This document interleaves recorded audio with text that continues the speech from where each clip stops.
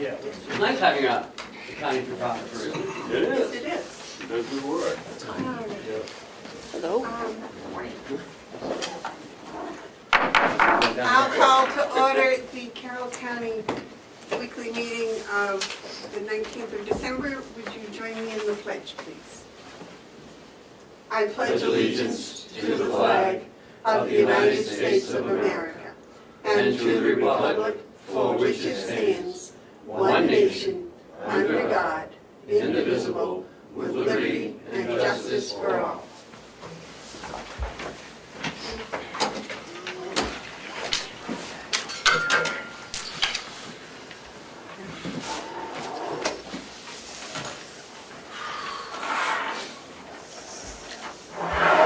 First and foremost, I'd like to thank Lauren for our gifts.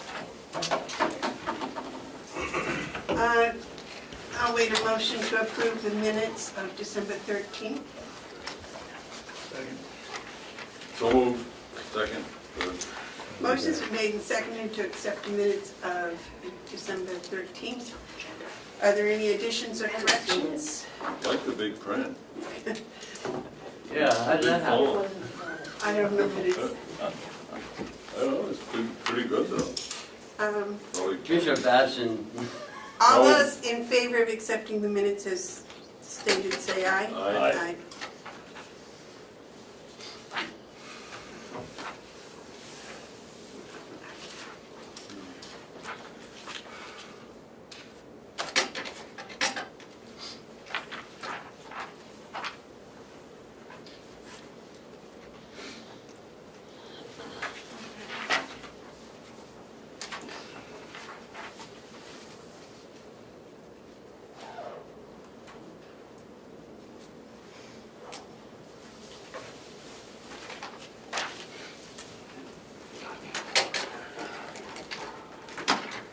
That's your pen you left here last week and accused me of stealing about 6 months.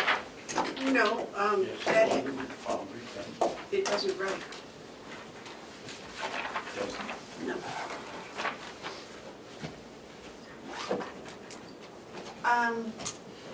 Are there any media questions? Any public input? Yes. Please state your name and the town you're from. Sure. Glenn Cordelli, Tufton Borough.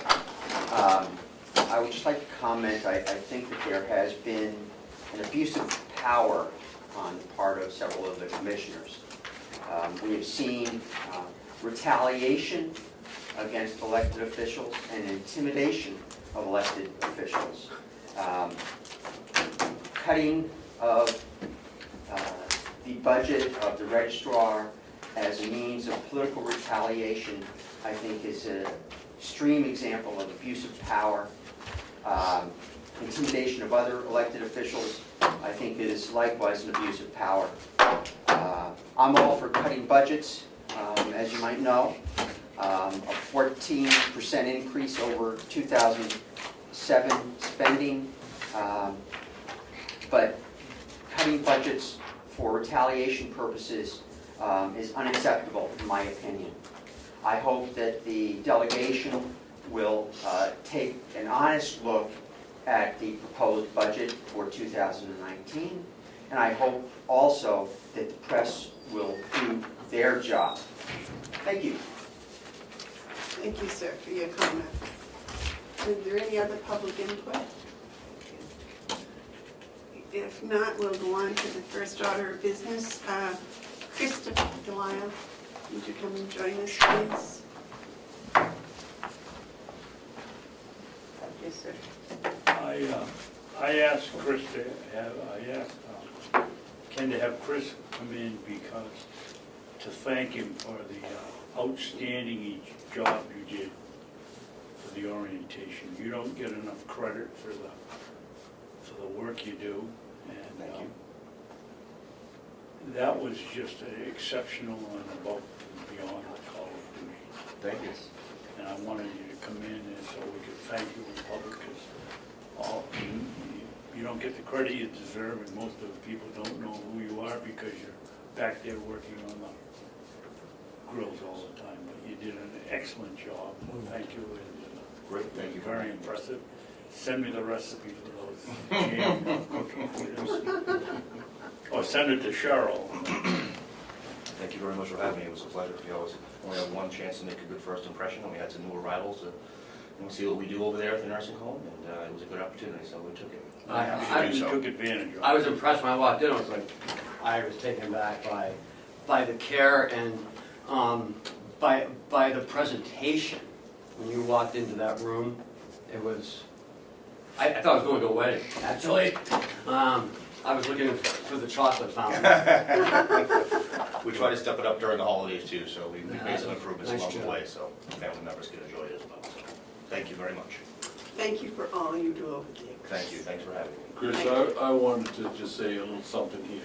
It's been a pleasure to work with you and to watch you work and to watch the good work that you have done constantly. And I am really excited for you and the rest of the staff at Carroll County that they're going to have a new environment, one that is not mean-spirited, one that is appreciative of good work. And from what I heard is the delegation members who went through the orientations were impressed not only with your reception, but also the reception that departments heads came.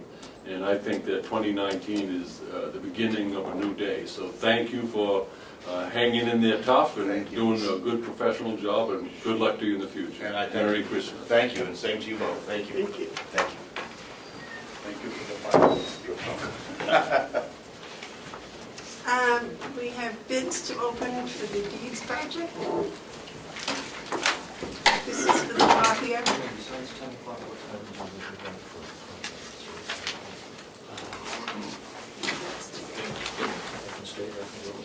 You want the big one or the little one, sir? Probably Take the little one. about 40 minutes. Good morning, Lisa. Good morning, Commissioners.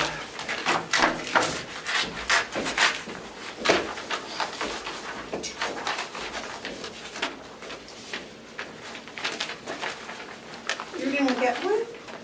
No, there was only 2 bids. Oh, I'm sorry. I would have given you mine. No, that's quite all right. Okay.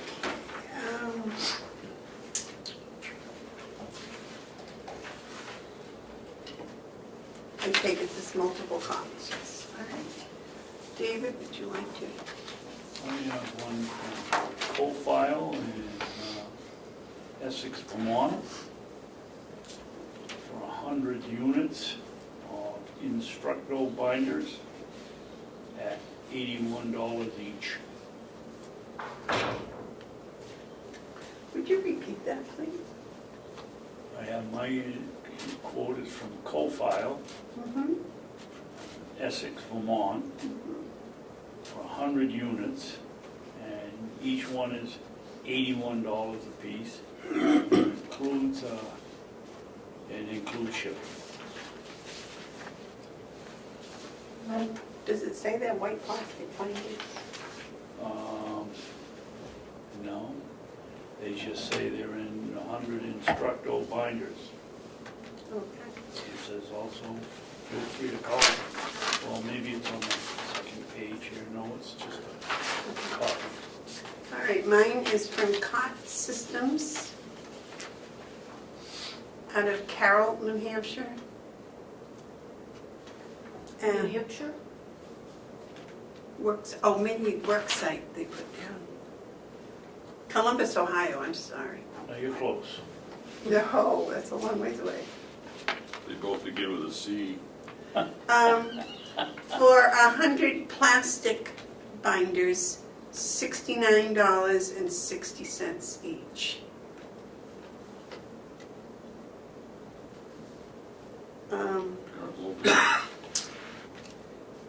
But it also says for 80, that must mean if you get less than 100, but you wanted 100, correct? I asked for both.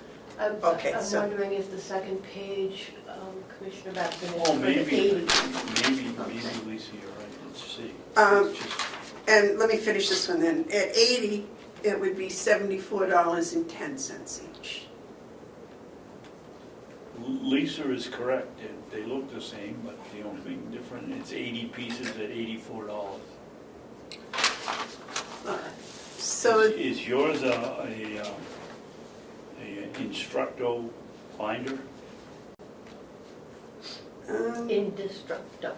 Indestructible, it doesn't, as in they're gonna last 100 years. plastic cot binders 500. is what it says. But so this cot systems is the apparent low bidder, but I think Lisa, as usual, needs to review with Ken because I'm not sure the definitions are the same, although I'm sure that the RFP was the same. I wonder if I might come back up before the meeting is over with a recommendation after I confirm it is what I think it is. I would So like- you can get this done before the end of the year? What do you think about waiving that time We'll period? make the recommendation together. Yeah, but, you know, Lisa does it every year, I mean, I would heed to her recommendation. Well, she On asked this that we waive the timeline so that she can get this done before the end of the year. I'll make a motion, we waive the time frame and entertain the recommendation at this meeting. Can you second that? For discussion, Okay. I just wanna make sure that they're the same units.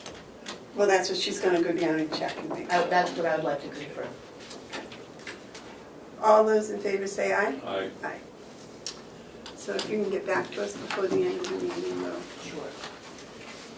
We'll probably wrap up about 5. 8:43, so Um, we'll be here till at least 11:30, so. Okay, it shouldn't take that long. You have a Twin Rivers contract? Yes. Do we have that? Yep. It's the same contract she has every year. It's identical. Oh, I got it. Identical to last year, Yep. Yes. same price.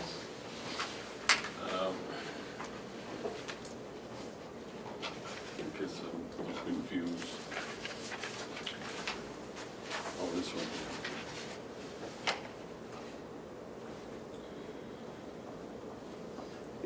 Is this the copier that you purchased through Twin Rivers a few years ago? It's the copier that was purchased in January of 2015, which we own. Yep.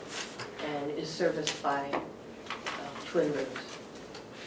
It's the one that we do the majority of our printing on because we own it and we get free toner with it. So the cost. That's included in the It's price. all included in the contract. Need a motion? No, Yes. well, okay, if we don't have a motion, we can discuss it with a motion. There is some question. Make a motion that we accept the copy of service agreement with Twin Rivers Office Machines Incorporated for, in the amount of not to exceed $520. Second, for discussion. Okay. You have discussion? Yes. Lisa, it says 1 year or 40,000 pages. How many pages did we do last year? This year so far, we've done Or this year? approximately 20,000. Is that, can we feel comfortable that it's going to be 40,000 or Yes. less? I believe so. Okay. What was the other thing I was gonna ask you? We have to pay up front, We do. and if we hit 40,000 pages, which is unlikely, and we've paid up front $520, what happens then? We use the other copy machine that we have And why do we have two? because the office needs to have the ability, if one were to go down, we need to be able to photocopy. And what do we Produce. pay for that one? What do we pay? What do we pay for that one? We pay .00. Is that Porter?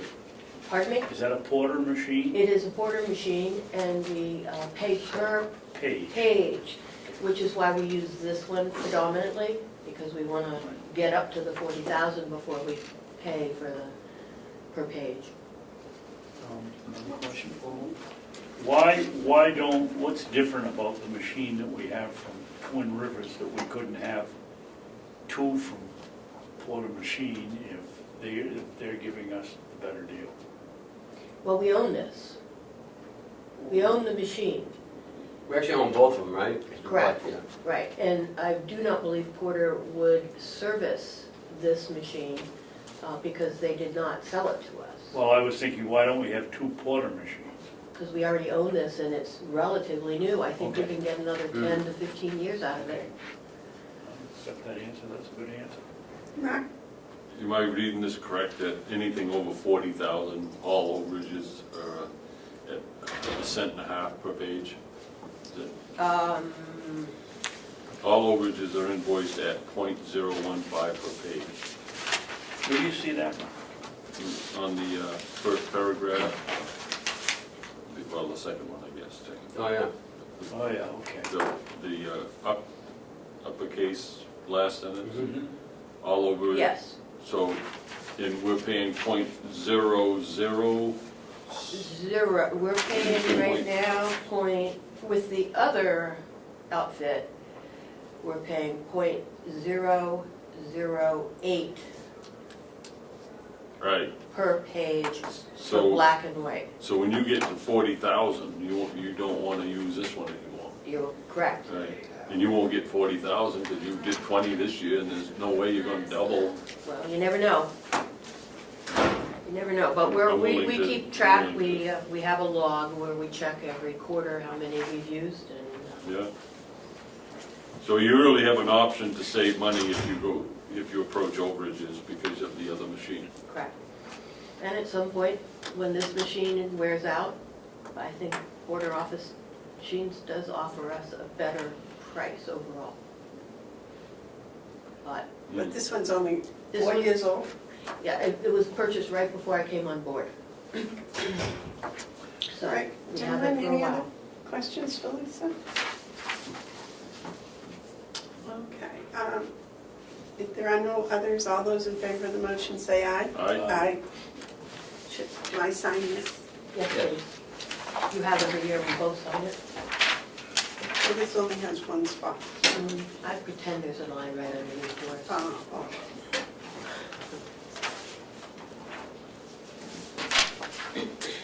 Which one do you get this? Would you sign that one too for our, Thank you. that's actually the original. This one is? Yeah, so maybe you want to give that to Lisa. Yeah. You can have this whole one back.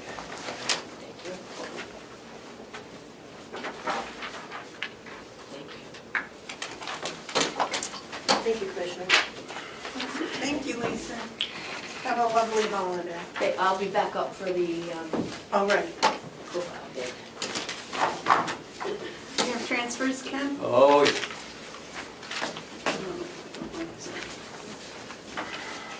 So,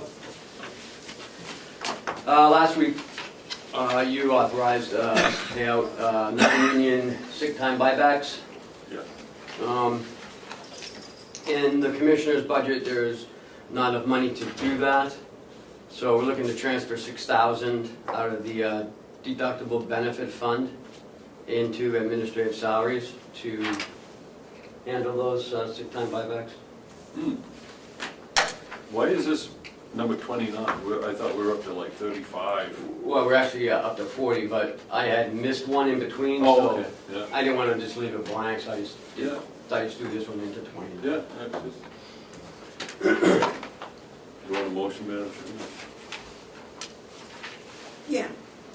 I make a motion, we approve transfer request number 29 in the amount of $6,000. Second. All those in favor say aye. Aye. This is the one he wants, that's your copy. So just a note for the record, because we pay out, because we buy back sick time prior to this, we've established a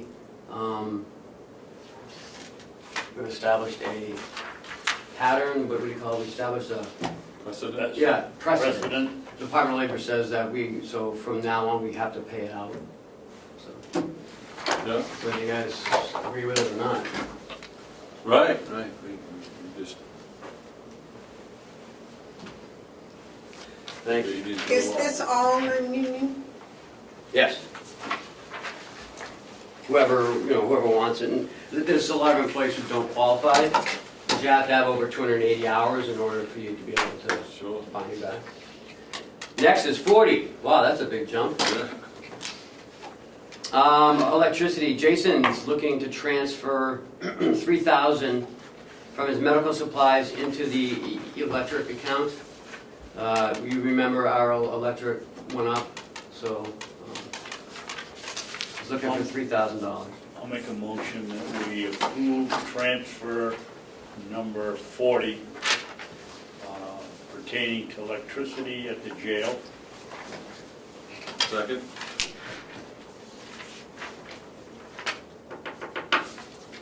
Is there any discussion? All those in favor of the motion say aye. Aye. Aye. Hmm. There you Wow. I'll make a motion, we, I haven't said it yet. You go ahead. to talk about propane next? yep, Number 41, we're looking to transfer 10,500 from the meals in the jail to the propane line.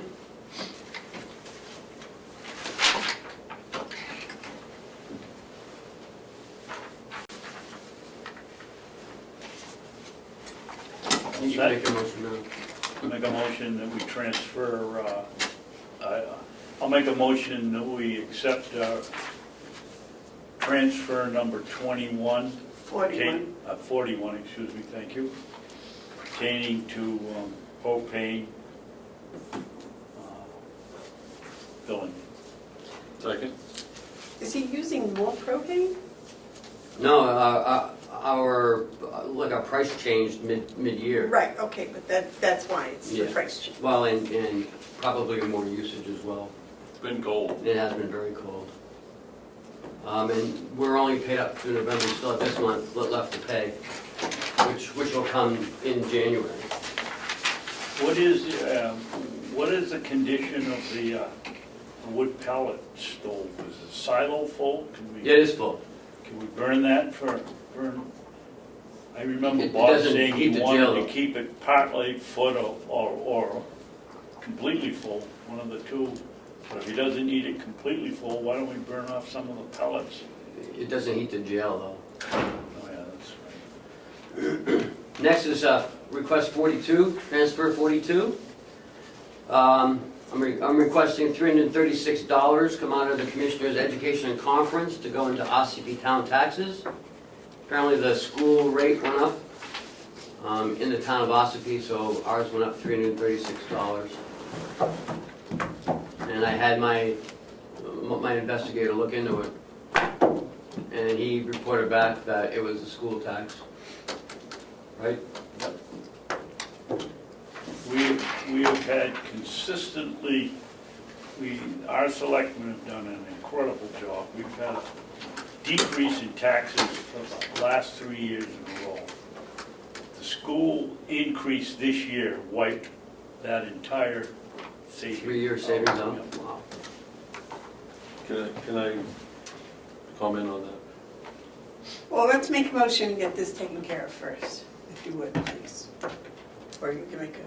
I'll make a motion that we accept transfer request number 42 for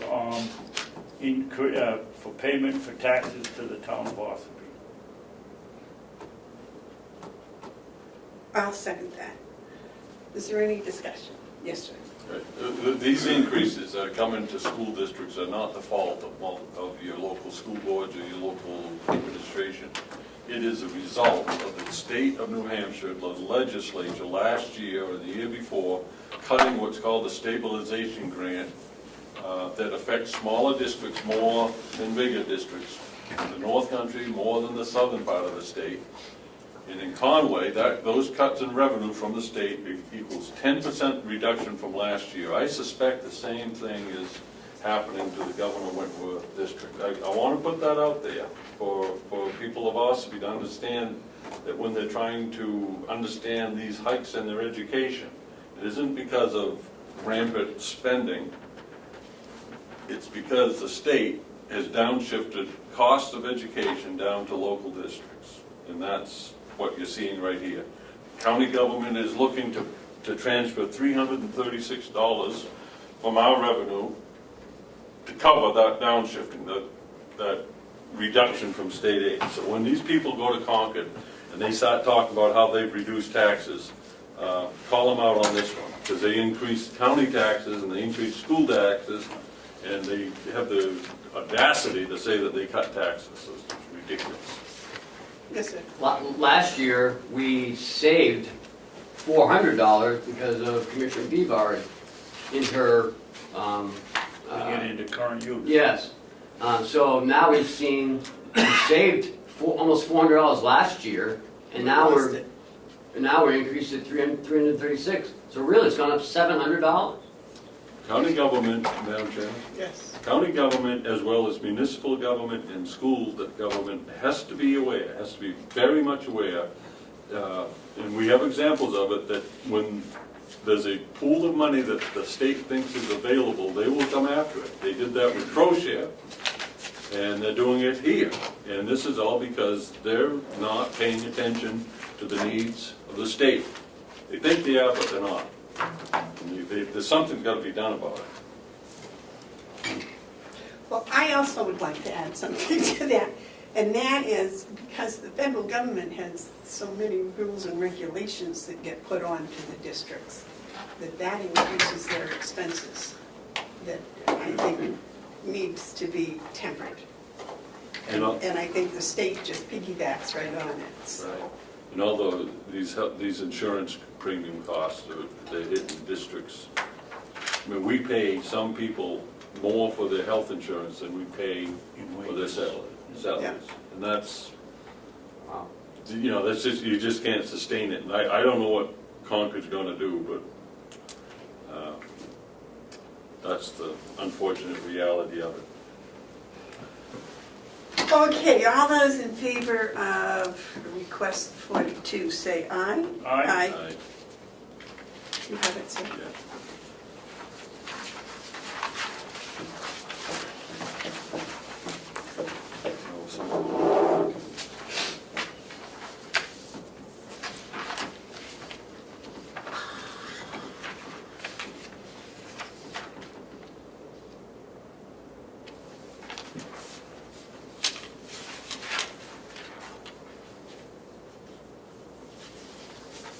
Next is request number 43 for Mountain View Community Admin. We're looking to transfer $15,000 from the insurance line, and that's property and liability insurance, into, again, the propane line, $15,000. Okay, I know you're not gonna believe me, but I don't have that transfer. You take a I look got at it. 42, and that's it. There should be a blank, a free-floating one. Okay. There it is right there.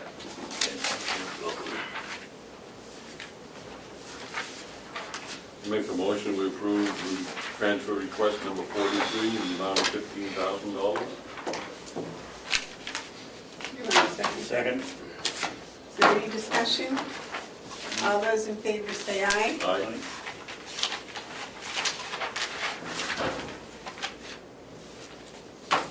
How much would it cost to get longer staples so that we could put them through all 6 copies rather than 5? $1.56. We have to transfer some money. We can take it out of the pellets if you want. I think it's, Okay, that's a good idea, Ken. okay. Uh, What happened was, if you want to really know a story, I had done all the transfers, and then Paula at the last minute called me and said she needs to transfer some money into propane. So I took it. And I had already got packets organized and ready to go, so. So you just saved us $1.56 on long staple. That's right.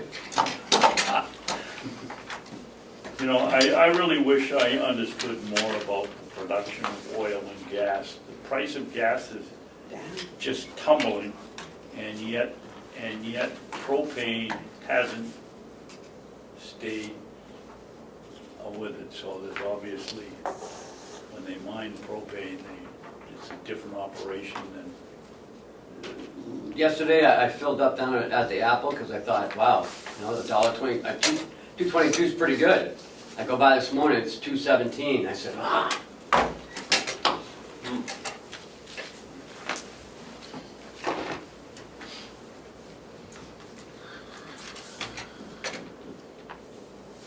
Okay, the 217 audit letter. So we received the management letter in draft form. You have it in front of you. I'm looking up something really quick while we discuss it. And it looks like we have one item to address. 2016, I believe 6 there's or 7. 7 or 8, yeah, I think there's more, 7 or 8. For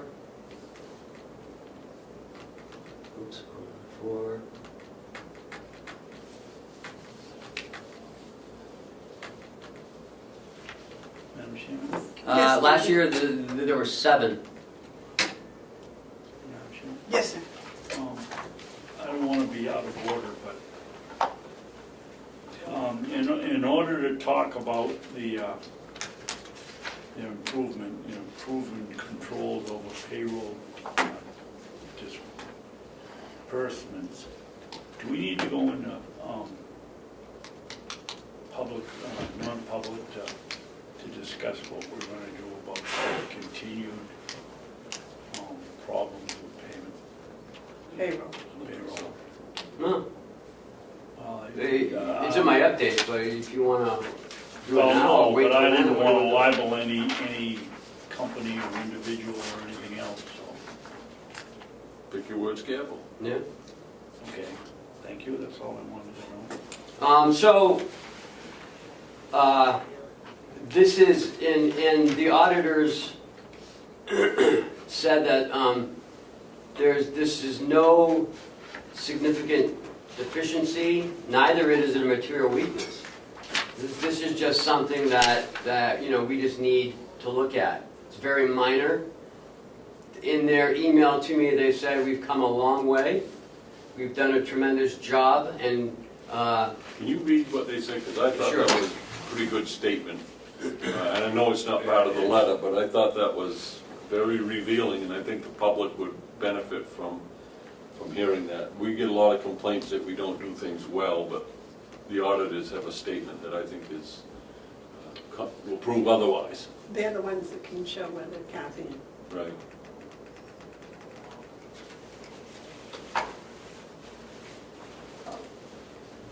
and it didn't come. It came Monday, not Friday. So sorry. While he's looking for that, Madam Chairman, can I speak to it? Certainly. I've read a lot of these over the years, and when you watch one year go to a next year, you use these as a measure of improvements. This is an outstanding management letter. I actually, as I read it, was feeling a sense of pride, not so much for myself or the Board of Commissioners, but for Ken and in the office and the people who have to watch over this operation. Our comptroller does an outstanding job, and I think it's done in an environment that could be improved on physically, the physical location, but also with more help. To be in a position where we get a management letter after an audit that is basically, here's an area that you can improve upon. It's not significant, but it's something you can improve upon. I think that just speaks volumes to the success of the last year. And I want to thank Ken and the office for their work in making it possible for us to have such a letter. We've done a tremendous amount of work down there. So here it is. A draft of the management letter is attached for your review. We want to commend you and the others at the county for making great improvements over the past couple of years, as evidenced by how few pages the management letter is this year. Madam Chairman, I think we should make that message available to the delegation. Not just a management letter, but that email. If there isn't a problem with doing that, I wouldn't suppose. But I think, you know, they're busy and they're looking at a lot of things, and for them to have an outside audit company write such a glowing review, I think it's to everyone's benefit. I would suggest that we make that available to the delegation. David, you had a comment? Yes. How few pages it is for the public.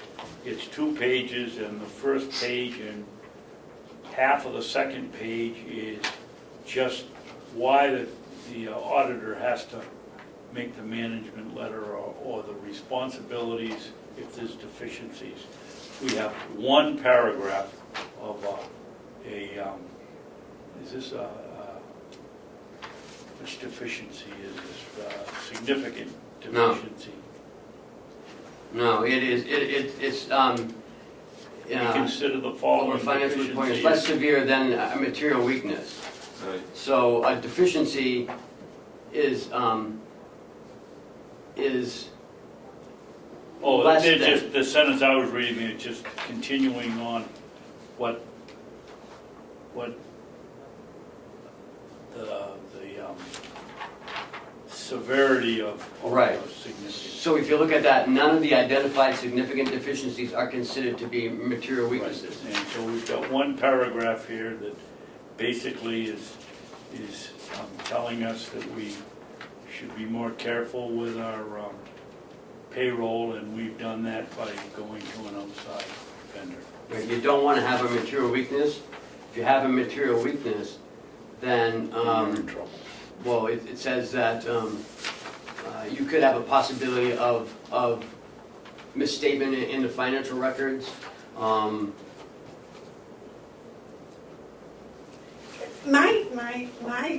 I got really frustrated when I was reading this, because I personally think that the comptroller and the work that's been done is excellent. And yet they go on and they start off and they say, this is not for the purpose of expressing an opinion on the effectiveness of the county's internal control. I wish somebody would express an opinion about that effectiveness, because I think that would be a positive thing. And I don't know why they didn't do that.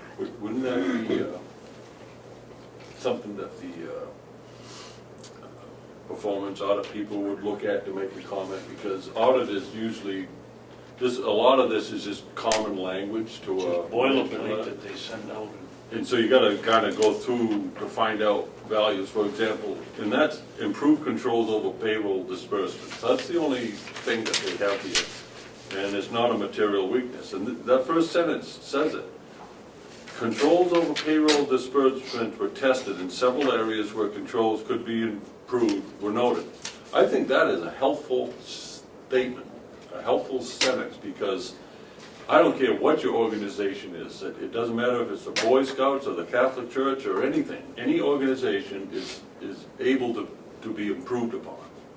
And when you're looking at the financial operation of the county, and through the eyes of an auditor, for them to say, this is the area we're improved on, I think that's encouraging, because we can turn our focus to that. And then that will disappear next year's audit. So this, I find this to be like, not getting an A+, but getting an A. You know, it's like, there's a little bit more you could do. Not perfect, but it is excellent. Our 2015 management letter, That was 2 years ago? yes, It was a book. No, the one before. it was 5 pages long. Yeah. And it was quite a bit, actually. Believe it or not, such letters get the attention of people such as myself. I mean, that's why I became interested in county government. I saw what looked like before the run operation. Ken, does this get put on the website? As soon as we have draft taken off it, absolutely. So, What about the date? I'm confused by the date at the bottom. this is when our audit was completed, Okay, so, so it kind of ties in with the audit. okay, all right. Can we send them a letter and let them know that, you know, they've caused us a lot of grief taking so long to do this? I don't think It- And ask them to do it a little quicker next year? It's hard to explain to people if they've never done an audit before. Three things, we're not the only customer. Two, we didn't start it until April or May, really got into it, because we waited until, we didn't wait, but as an organization, we waited until the end of March before we got approval to even, to even say, hey, we're on board, because they didn't know if we were gonna do it or not. And then, it's how much information we can send to them. I mean, Kathy we only have so much time and so much, and she's only one person, and she has to do a lot of financial maneuvering in order to get the audit to, where she can spend time on the audit. I mean, we had a lot of other issues going on at the same time. If we had, like most counties, a couple of bookkeepers and a financial director and a couple of AP people and payroll, she'd have more time, but I If we mean, didn't have to run to court while we're trying to do the audit, because some people didn't think it was quick enough, we got it done just like we did last year. I mean, it's timing is everything. And what was it, the 16 audit? The 16 audit, it was done at the beginning of July. So again, it all depends, and now we have to go through another step to get it approved before we can move on it. But I still think 7 months is too long. I think the audit company could have. It's not the audit company, it's us too, that plays a big role in this. And maybe we need another bookkeeper. No, maybe we need help in the office that we've been asking for over 9 months. And, but I've been assured that we're gonna get help, so We'll see. we're gonna get help. Yeah, I'm sure. If not, then I don't know what else to tell anybody. Ken, what do we have to do to get this posted? To accept it. Accept it. That's all? Yep. Well, let's do that. Yeah, make a motion. I'll make a motion. Yeah. Are we accepting at this point, the whole audit, or are we just accepting? You've already accepted the audit, that's the already been managed? done, and it's on the website as completed, final. So we'll make a motion that we accept Accepted. the The audit draft letter. the audit draft letter from Melanson Heath. Second. This, motion's made and seconded to accept the audit draft management letter. Is there any more discussion? Will this, Yes, sir. would this be posted immediately and made available to the public at this time, after the vote? I guess I could, because it's not gonna change, they're just gonna take draft off. Well, I would think it would be to the commissioner's benefit to make this public, Yeah. Be something to be proud of, and also it would be helpful to the delegation. We're going to attach the email too. I think you should attach the email to the public too. I think that, Well, I think that's Ken's choice. That's a private email to him if he's willing to make it public. Sure, absolutely. All right. All those in favor of the motion as stated, say aye. I,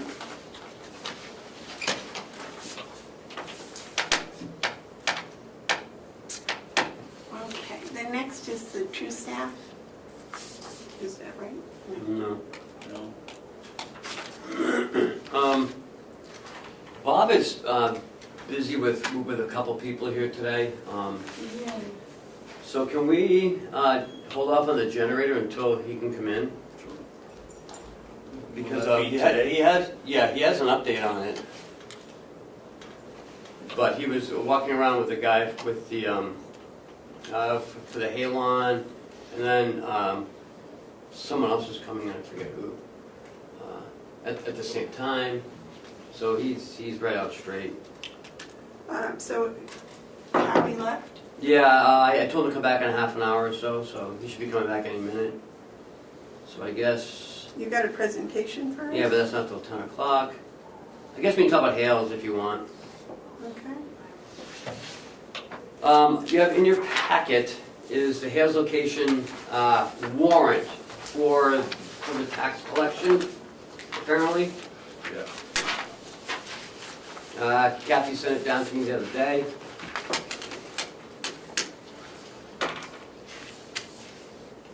So it's with the, apparently she needs to get this to DRA, so,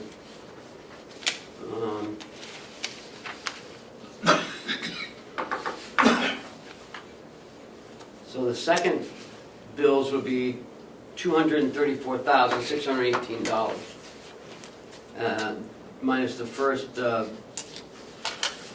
bills, 113. So you're going to be collecting 121,251 the second half.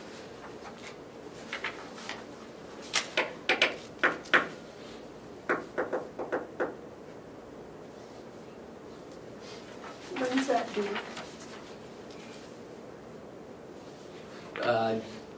January 19th looks like.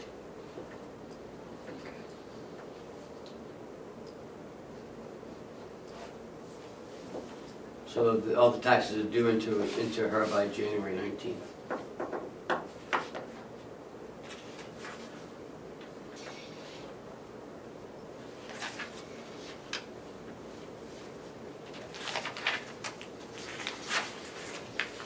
Okay, you got the official copy for that? No, they're all the same. Oh, here, you can sign it. You can vote. Do we need a motion to Yes. sign it? Somebody want to make a motion? I'll make a motion, but I gotta speak after the motion. I'll make a motion that we, I'm making the motion for discussion, I guess, but I make a motion that we sign the tax collector's warrant for property tax levy for the unincorporated Hales location.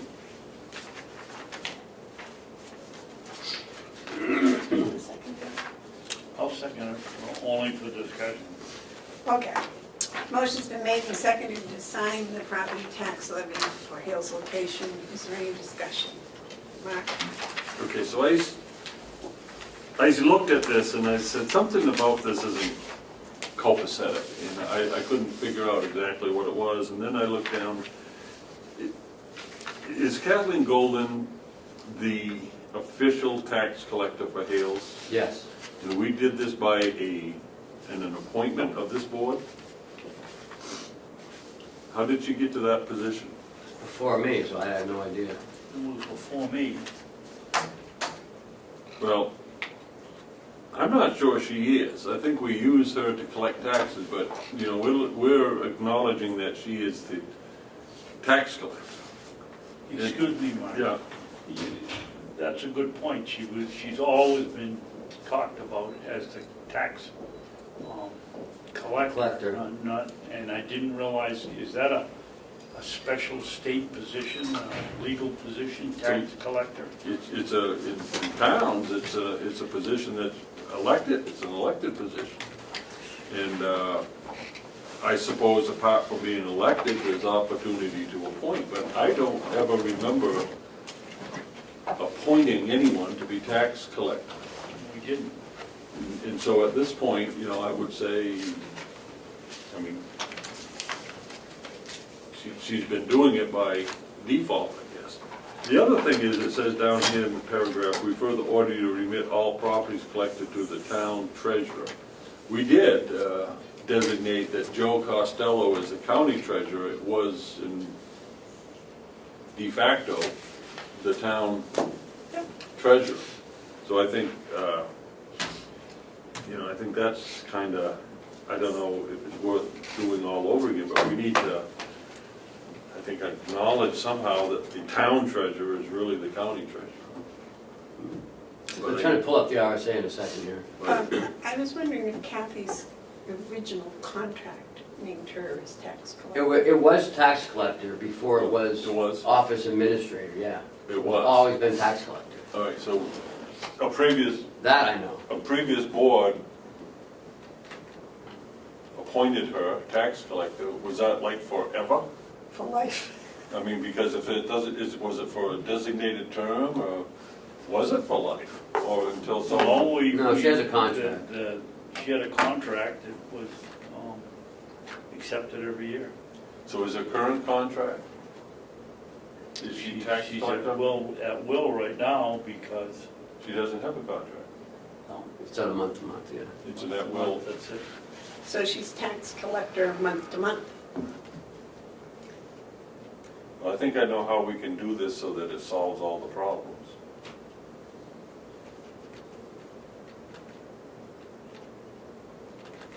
All right, chapter 53. I tell you, Madam Chairman, it's gonna be just a matter of time before this becomes a problem for the county. Hale's location is thriving and prospering, and good for them, but their governance, I mean, we're doing things with the school, we're assuming that we're the school board, and we're assuming that there's a school district, but I have never found a dot or a tittle or a word that says that that is so legally. I think we just do it because someone's got to. Talks about police officers.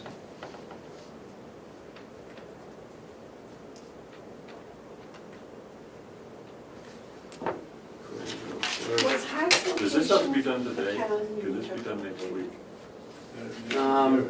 She said no, but Unincorporated. I mean, I guess it has to be. If you're not willing to sign it, I mean, Well, I will, but I think we need to put something in the record to clarify a few things. You know, if we were to put in the record that for the purpose of the tax collector's warrant, we appoint Kathy Golden to be collector of taxes for Hale's location.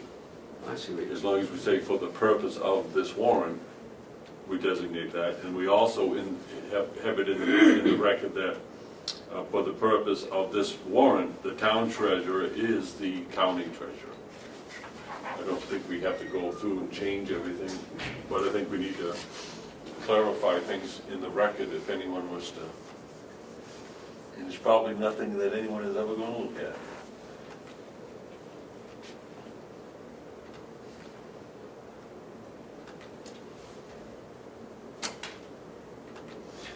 So, David, you were saying Hales is still unincorporated? I mean, Hart's location is still- No. No, it's not. No, that's a town. Well, I thought that we had, the Hales and Harts were both unincorporated, but Harts had, you have a choice whether you're unincorporated or incorporated to have a board of selectmen to rule your town or run your town, and Harts has that.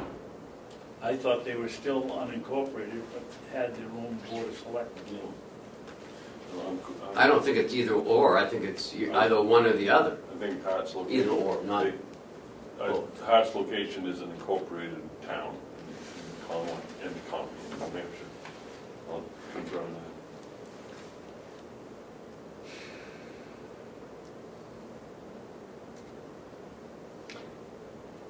I wonder if Hales would be interested in doing that. Doubt it.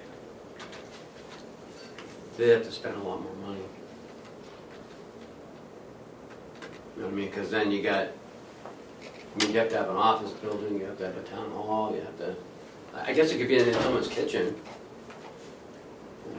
But that's the way it was up in Chatham for a while. Yeah, I don't know.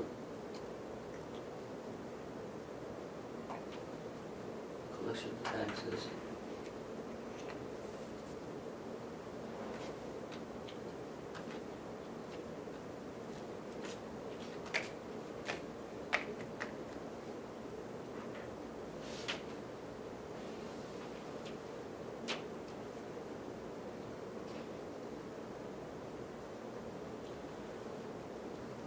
Welcome to Hart's location, the smallest town in New Hampshire, the first to vote in the nation to vote.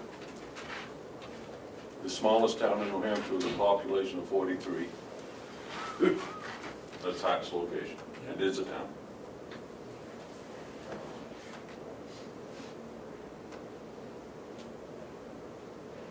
It's 11 miles long and 1.5 miles wide. Wow.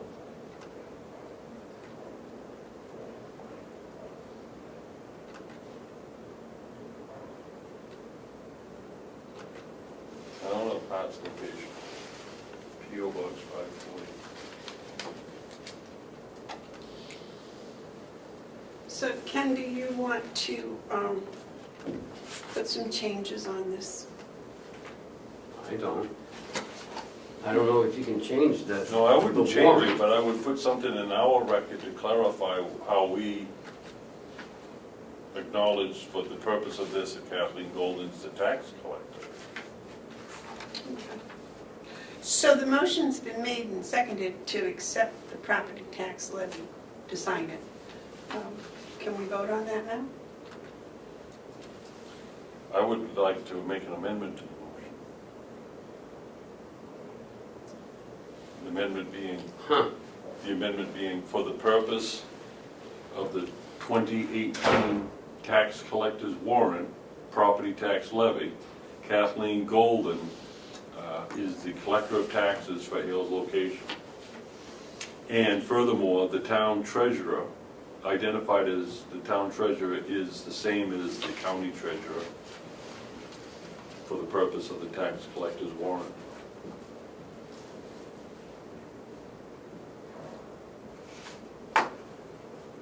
You want a second? Second. Okay, the amendment's been made and seconded. Is there any discussion on it? All those in favor of the amendment say aye. Aye. Aye. Okay, the motion's been made and seconded and amended. All those in favor of the motion as amended say aye. Aye. Aye. So we get to sign this.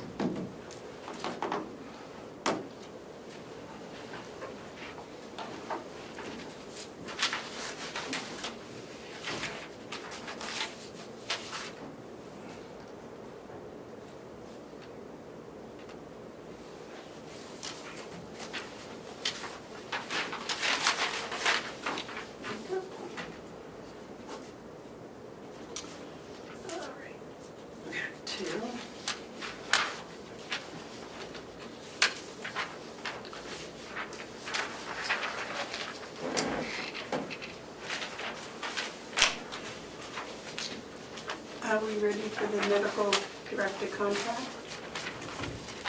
Sure, come on up, Al.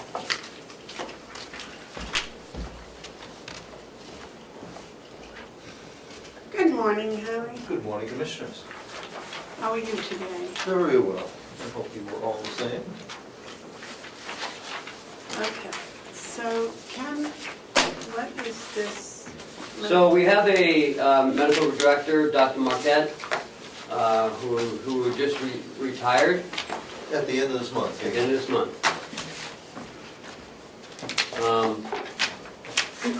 We have paperwork on that? Yeah, I think so. I have copies here if you need them. It's a pretty thick one. Is it this? You got it right No, there. that's true staff. I have it here if you, Okay, you can hand it up to them. I got it. No, I got it. anybody need one? I don't know what I'm looking for. This, I need it. Actually, I'm sure I got it right. I need one, Howie. Okay. Oh, Thank that's you. easy. Oh, okay, so I didn't read this. So you did that. Well, I can give you the short version, which is quite remarkable. We've had Dr. Market for 3 years. We have not changed the price in 3 years, and the agreement with Huggins is actually at the same price, and actually with expanded services over what Dr. Market was able to provide. So it's a it's a step in the right, it's a positive step without any negative financial implications. So this is a different doctor. This is the primary doctor will be contracting with Huggins, and Dr. Charles, most known as Chuck Hiles, Hiles, will be our medical director, but he is an employee of Huggins Medical Practice. So this is the first time you've had a contract with Huggins? We've had contracts with Huggins for lab services in the past, and we do presently, and for different services, but this will be the first time that we've had our other medical director, Dr. Eric Lewis, was a personal service contract. That was actually with Dr. Lewis individually. Quite frankly, it's better for us to contract with a facility in terms of insurance liability and process. Actually, technically, we did not contract with Dr. Market, we contracted with Lakes Region General Hospital. And that's, And- Dr. Lewis came through that. Dr. Market came through Lakes Region General Hospital. With Dr. Lewis previously, it was a personal service contract, and that's the less desirable way. So who do we have right now? Right now is Dr. Market till the end of this month. Okay. And Howie's been trying to find one. It's been a struggle. Dr. Market, to his credit, gave us plenty of notice, but we found ourselves in a bind. Golden View Healthcare Center was in a bind, and Belknap County Home was in a bind. There's a shortage of doctors willing to do this. And all the staff, all the nursing staff has met with Dr. Hiles. Everybody's very impressed. We like Dr. Market, but we're looking forward to Dr. Hiles. And why was it hard to find somebody? Nobody's taking on this kind of family practice. It's, we talk about nursing shortages, it's actually a primary care physician shortage. Our existing doctors, Dr. Rose, Dr. Lewis, and Dr. Ferlin, were not interested in taking this back on. Their practices are maxed out, as it were. It was offered to them. It was. We also looked at Frisbee. Frisbee, because Frisbee has White Mountain Healthcare Center Right. down the road. They actually, I was surprised, years ago, they showed interest at an exorbitant price. This time they didn't show interest, and price never got to be an issue.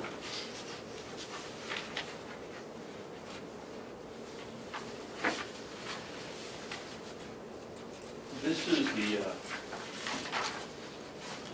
this contract is the one that, the doctor that replaced Dr. Lewis has. No, this is actually a more formal agreement prepared by Huggins. It's actually a lot more comprehensive. And how does the payment work? $1,500 per month. Much? $1,500, same That's the same thing Right. as exactly we the had. same.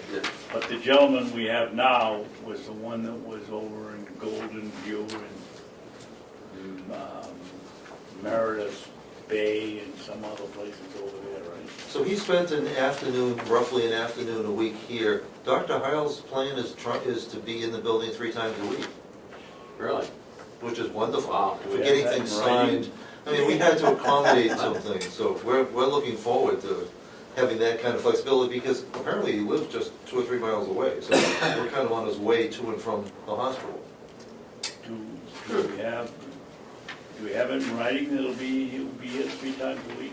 No, what we have in writing is that it'll be, unless 6 hours a 6 month. hours, 6 hours, and now that's 6 hours of medical director We just- time, and that's per It's month. great.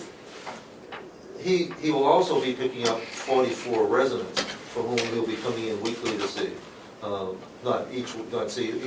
He's obligated to see each resident every 60 days. So we're gonna be seeing quite a bit of them. So it's not just, the medical director is for when he's dealing with quality issues, consulting with Lori, dealing with policy, procedure, and different things. And while Dr. Market was doing that for about, 20 minutes a week, this is gonna be a significant improvement. David? My understanding when Dr. Lewis left was that we were looking for someone that was available to sign off to have residents or patients come into the nursing home. Exactly so. Um, And one of the problems was Dr. Lewis was a very hard worker. He was here late at night, and at some point that he'd take the weekend off, and we didn't have somebody to sign us in. I think we went from a 4-day in time to, I can remember you saying 1.5 days here a couple of years ago. What happens in this case? It gets What even better. happens if Mr. Hiles goes on vacation? He has, his medical practice that he's part of is his on-call and backup. And is his medical practice Huggins Hospital? It is. Well, it's one of the physician practices owned by Huggins Hospital. Okay.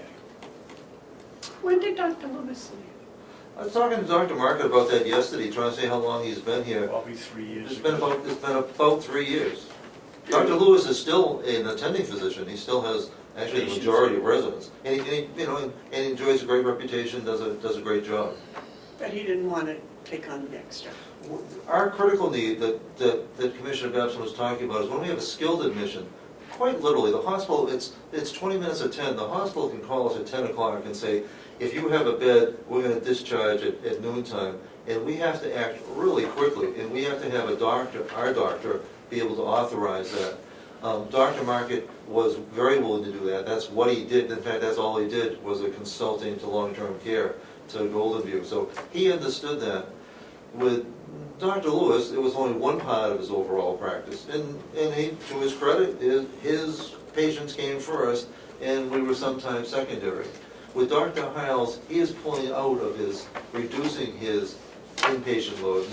And he's taken on Genesis, Wolfboro Bay, and us. So he's increasingly becoming like Dr. Market and looking at, we're going to be 80% of what he does, between the two of us, between Wolfboro Bay and us. That doesn't cause a conflict of interest for him? No, Good. So who's doing his billing when he sees the 44? Huggins does. Okay, We have no responsibility for billing at all, good. and we're glad not to. Mark, you have a question? I think it's excellent that it lines up with Huggins. They're close by, they're in the county, they're attentive. So I think that in itself is great. I did have a question on page 6, at the bottom of page 6, which talks about term and termination. And I'm reading from paragraph 9A. The term of this agreement shall commence on the date hereof and shall continue for a period of 1 year, the initial term. So whenever this is executed with both signatures, that begins the clock of 365 days. Then it goes on, this agreement shall automatically be renewed for consecutive 1-year terms, plural, each a renewal term, and collectively with the initial term is called the term. So my reading of this says this goes on until there's some action to terminate, if you read down Until page 7B.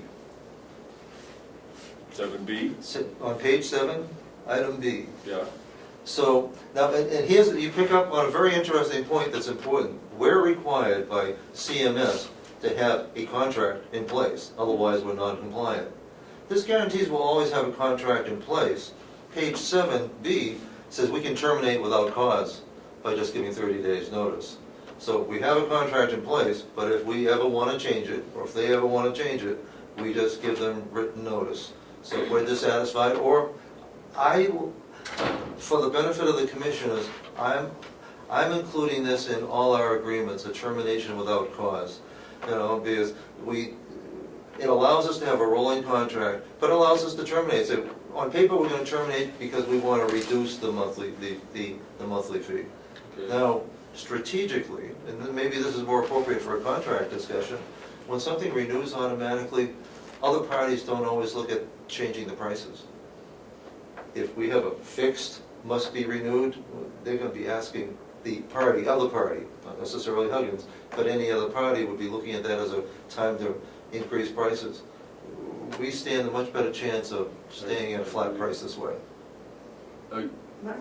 I agree, Howie, and I like that, and I thank you for putting that in there, because Commissioner Babson had pointed out quite some time ago, and I think it's good policy, is that we want to be careful of automatic rollovers. Correct.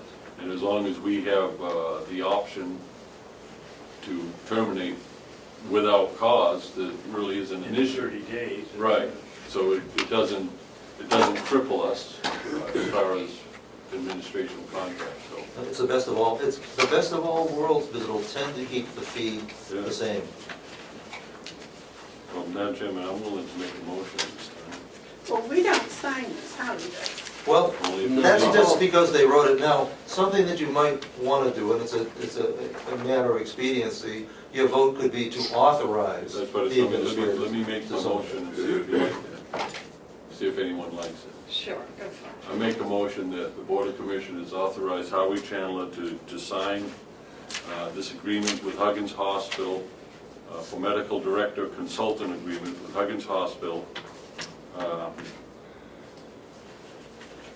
after the Huggins Hospital through the President CEO Jeremy Roberge and Dr. Charles Hiles, Jr. MD, sign first.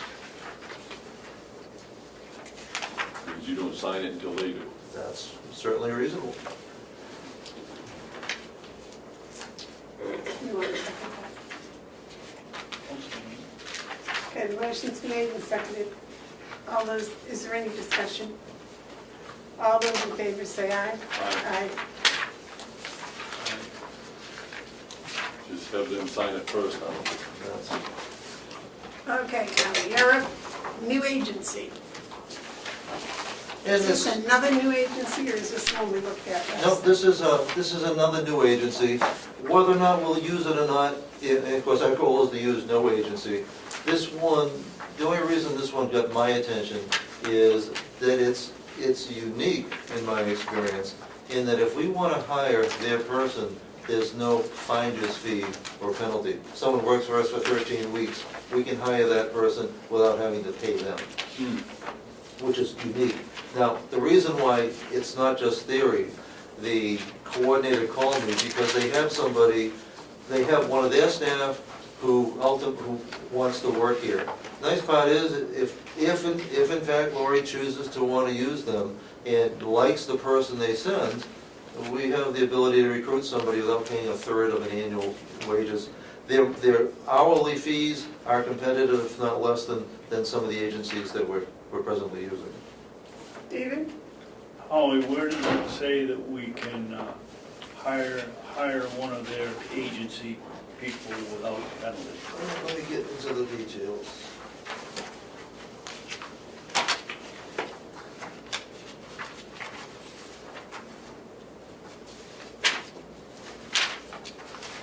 It's on the third page. That would actually be under the conversion fee, which is page 4D. 4D. Okay, conversion fee.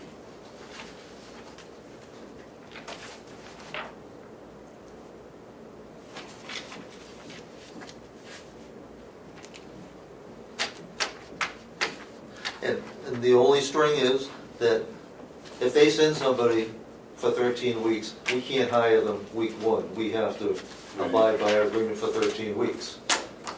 Yeah, So I mean, the other agencies they're asking for thousands, if not tens of thousands of dollars if we try to poach from them. right. Yes, sir. So what I'm seeing, and I've been picking up on this for quite a bit, because my son-in-law's brother works for a traveling agency. He's out in Minnesota right now. He was down in North Carolina. So what's happening is there's more people getting into this business. And for them to be competitive, they would have to have that clause, conversion fee. That would get them some business. That's a good, It's the only thing that got my attention. Yeah. We didn't need to add people just to add people, but the idea that they have somebody that lives Sure. in state right? teasing us with it, it's a possibility, there's no obligation on our part to use them, but this opens the door, knowing that if we did use them, we'd have to set up a new vendor and go and proceed accordingly. So what this says is that if they come and they're gonna be here 13 weeks, and if after 5 weeks you say, well, we want them, you have to contact the agency and say, well, listen, we're gonna make an offer, but we understand we can't make that offer until, we can't hire them until 13 weeks have passed. Correct, and that's, which is Well, that's- which is our obligation anyways. Right, that's a good provision. It's a good way to try somebody out. Sure it is. Yeah, I like it. And they signed already. They signed. Okay. Shame, former commissioners didn't have the foresight to keep the next house up Route 171. But if we had that, it would have been a perfect apartment for one or two traveling nurses. Well, And you never know what's gonna happen down the road. make the annex available to traveling nurses. You know, there are some people that have places. How do they contact you? Do they contact the Travel Nurse Association? What do they do? Nobody's made an offer of a available apartment or anything to me, because that would be interesting. To make it just, to let you know. Exactly. All right, good. I'll wait a motion. Yeah, and then I want to make that comment after I make a motion. Make a motion that we authorize, is it Howie? to Yep. sign it? Howard Chandler to execute contract with trust staff, travel personnel staffing agreement.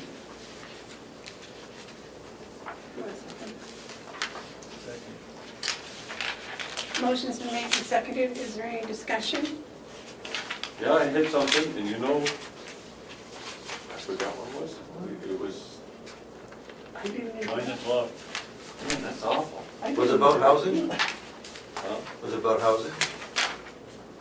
No, it's a question, thank you.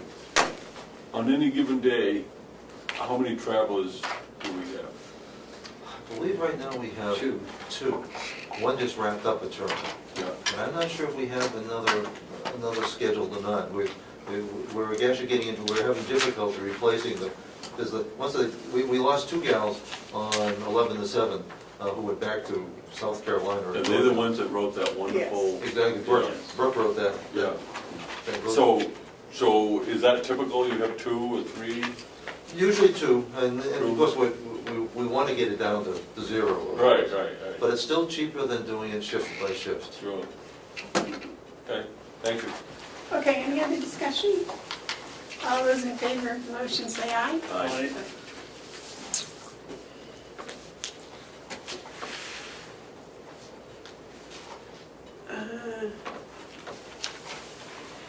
Is that everything for Howard? This is a nurse training call, is she coming? Was Paula coming over for the nurse training? She didn't know what time she's available to come. I can call her. She's willing to come over at any time. Yeah. Is that the one that I discussed with you? Yeah. Much? Is that the governor's letter? Is that tied to that? No, but. Call Miss Paula. Okay, well, I forgot to put that on. I have the letter, so,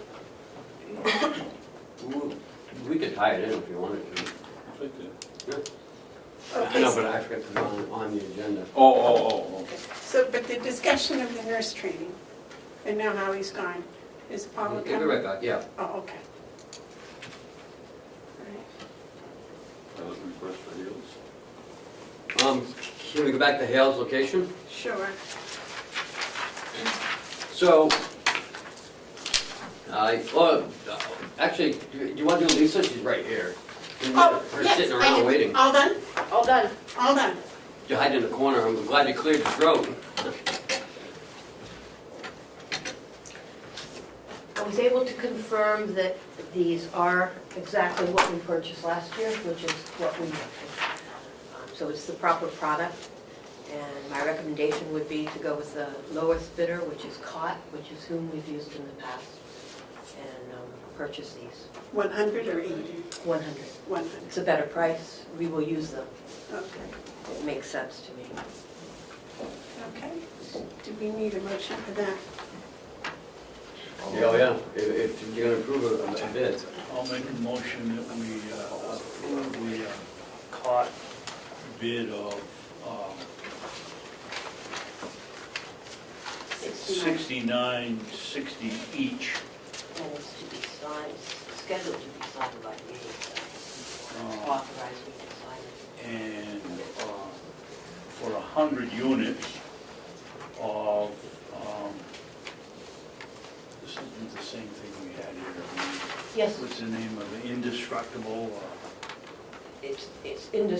here they're called plastic binders, but they are indestructible binders. And indestructible binders for a price not to exceed $69.60, and shipping is included. And authorize the registrar to sign the contract. You want to second it? Second. Motion's been made and seconded, is there any other discussion? Yes, sir. Yeah, is the money in the budget? Yes, Under what? it's under line 035, archival paper and covers. Okay. All those in favor of the motion say aye. Aye. Aye. And Lisa, you're going to sign it, so I don't have to. Thank you. Okay, Howie's back. No Paul. Paul is on her way already, Okay, even before I called. So, Hale's location. okay. I've got an email, which I've included in your packet, from Terry Mednick. He's the treasurer of the association. Apparently he got wind of the pilot, and they're looking for their money.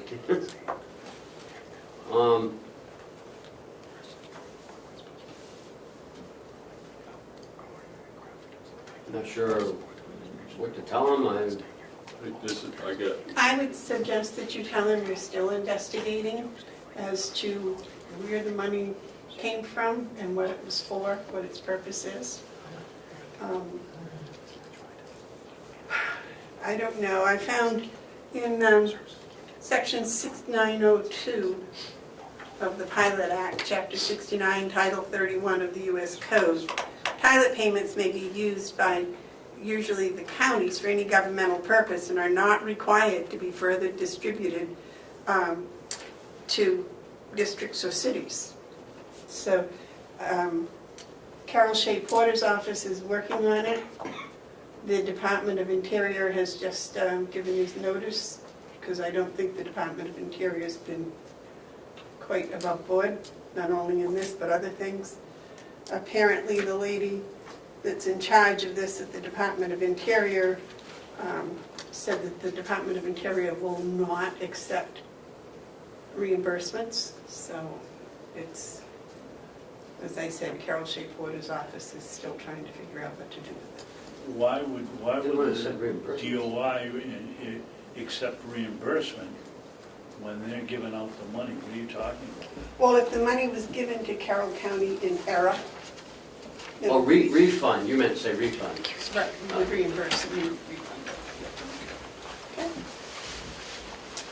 So, just I would say, send in a notice saying that it's still under investigation as to what's being done. Yes, Mark? Okay, so for purposes of the community discussion, I think what you'll see and what you should see is the delegation taking this up when they do the budget. We have a line in there where we have, in our estimate, is put $12,176 for the same rationale for the town of Conway. And what's good for the goose is good for the gander, and I think it needs to be talked about. and the delegation, I believe, are the ones to talk about it. I personally, and I've only got, a week or so left, I personally believe that this money that Mr. Mednick refers to belongs to the people of Hales. It's their property. I do think there needs to be some adjustments made because this county, this board, incurs a fair amount of expenses as their select board. So, I'm not sure it's a dollar for dollar return, but I do think that this is the same argument and rationale for Conway. It's Hales' property and they should be entitled to be able to enjoy it. But I think the delegation are the ones who are going to sort that out because they have to approve the Conway's money as well. Maybe they won't approve Conway's money, and therefore they may not approve Hale's location. But if they approve Conway's money, they're going to be hard pressed not to support Hale's location. So I think it's an ongoing conversation, and I hope it works out for both Conway and Hale's. It's the right thing to do. It's their money. It's not ours. You have a question? Yes, no, not a question. I believe that the money should go to Hale's location, but I also believe that we should have a discussion with Hale's. Hale's was supposed to have paid us either $9,000 or $7,000 a year for the administration and for us working as their selectmen. My understanding is they were never billed. And if they weren't billed, then I think we should sit down and have a discussion of what we owe them and what they owe us. I agree, that's true enough. Okay. Well, I see we're ready to discuss the nursing. Howie and Paula?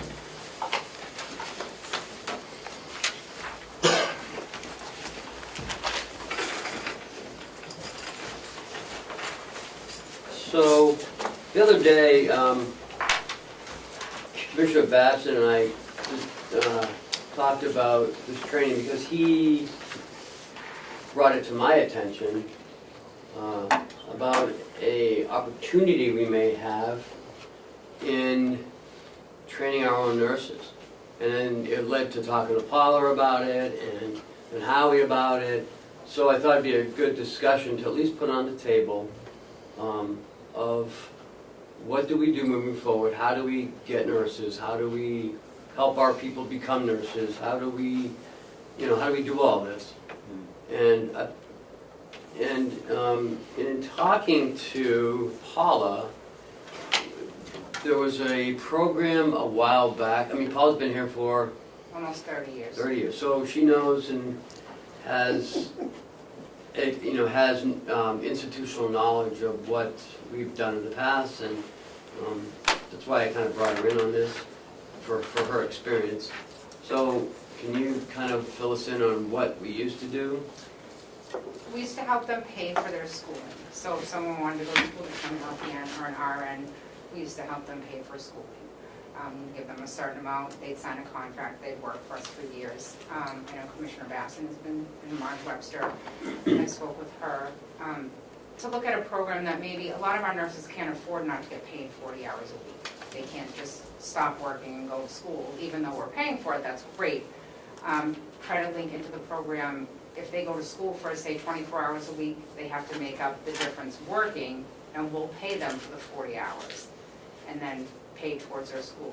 I'm sure there's a lot of scholarship programs we could, find out about to help them with paying for school, to take some of the burden off us, but to get some kind of program in place to at least give them some help that want, and we have a couple that want to move forward, but like I said, there's no way they can not get paid for 40 hours. Sure.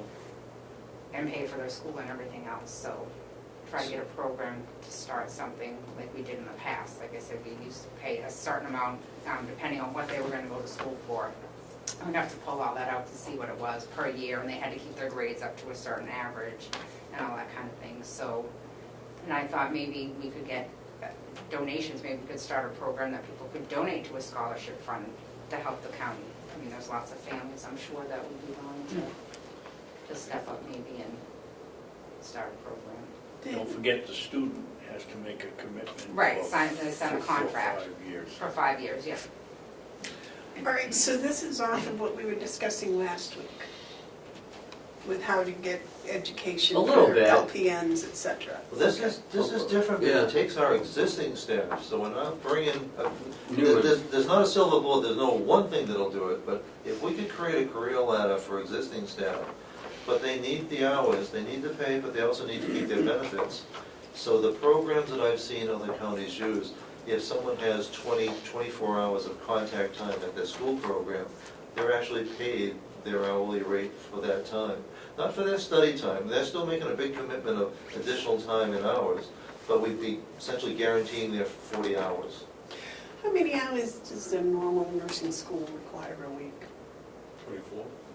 I don't know what the average is, it's probably based on how many classes they'd like to take. I mean, you could probably go to school 5 days a week if you wanted to, or if you only wanted to take a couple classes at once to ease up on your homework and your studies, then, so it would be probably custom to the person themselves, And more or where less. is the nearest one? This would all be done online, I'm sure. Well, they'd have to do And then your clinicals. practicum Right. would be done in a nursing home. I don't see why not. No? It can't be in the same facility? They would still have to get in, they'd still have to apply and get into the program of their choice, which, you know, for nursing programs, we're looking at the community colleges and the university systems right now. And those are RNs, not LPNs. Hopefully it'll be LPN soon. Yes. See, you're on a very good path, and gosh, I'm gonna be rooting for you, because I won't be here, but you're on a very good path. You talk about education as a primary approach to the critical nursing shortage. I don't call it a nursing shortage, I call it a critical nursing shortage. And we have set a precedent, you know, Sergeant Corliss, who Jason, we just saw a thing about how well the dog's doing. Now, what we did is we gave Sergeant Corliss a leg up. We didn't buy the dog, we didn't pay for the education. We pitched in $3,000 to help him get over the hump, and it has turned out extremely well for us. And I think something like this, from what I'm hearing, is that sort of leg up mentality.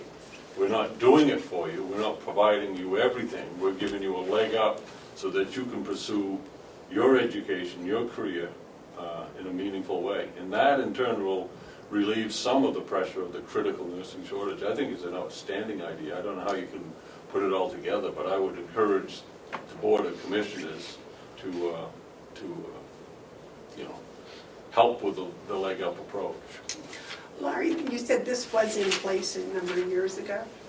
Yeah, many, many years ago, we did send people to school and help them Sure. pay for their schooling. The clinicals Oh, can we be done in do. the nursing home, because they don't just have to do nursing home, they're becoming Right, a nurse, so they have to do. After I said it, I NPs. realized. Why did they stop though? Stop? I don't know if it's because we ended up having enough staff and no one further came forward and said they wanted to go to school. And I think now we have a lot of new staff and they never knew that program was out there. So I think if we restart and try to get it going again, and like I said, maybe we can even get some outside donations towards, you know, a scholarship fund for our nurses.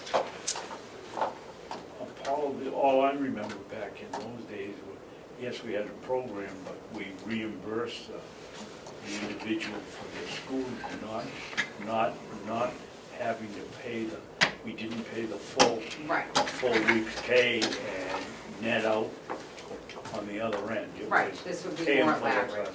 This gives them a much better opportunity Yes. to go to school, because if you've got a couple of kids and you just can't take the time off to go to school. Right, they're living paycheck to paycheck now, they can't afford to not get their 40 hours. Well, we have some here. Would any of you be interested in such a program? There are, No, we're all nurses. I was gonna say, They're all most of them are nurses. here. They're already there. Yes. Okay. I'd like to bring Lori Yeah. into this, and are there any barriers that you see in having, say, the LNA, like an LNA go through this program? No, I mean, I can't speak on behalf of the programs, but they'd have to meet the criteria and the testing. There is a process to get in. If they don't have any college course previously, typically you gotta take so many courses gen ed before you'll get into a program.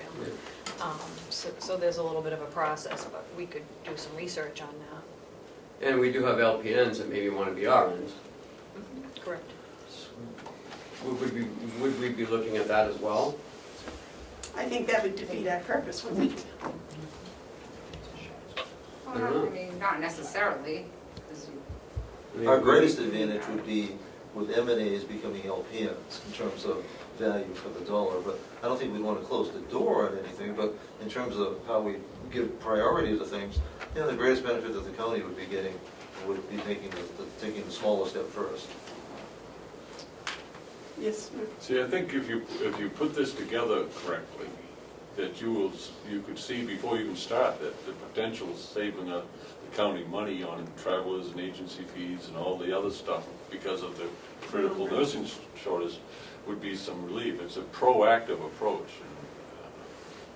I know right now you're just talking the concept, but I can see where it would save the county money.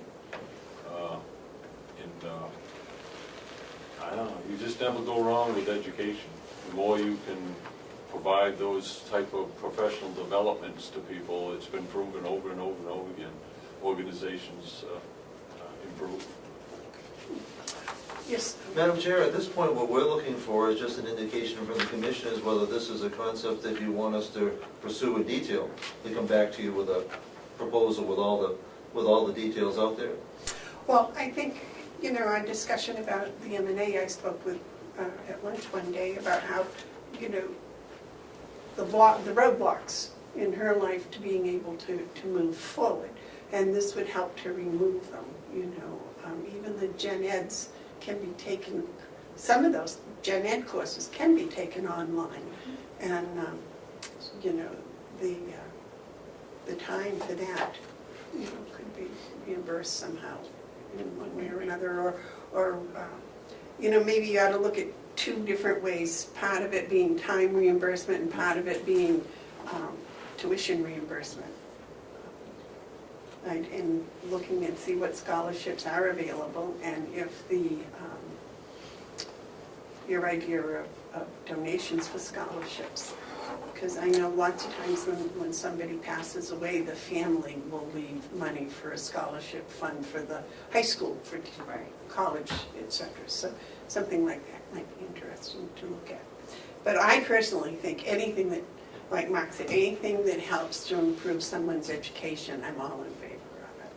So I'd like to recommend that we put a committee together to establish the parameters of, you know, of the program, some of the funding sources, sort of like a business plan, you know, sort of put that together.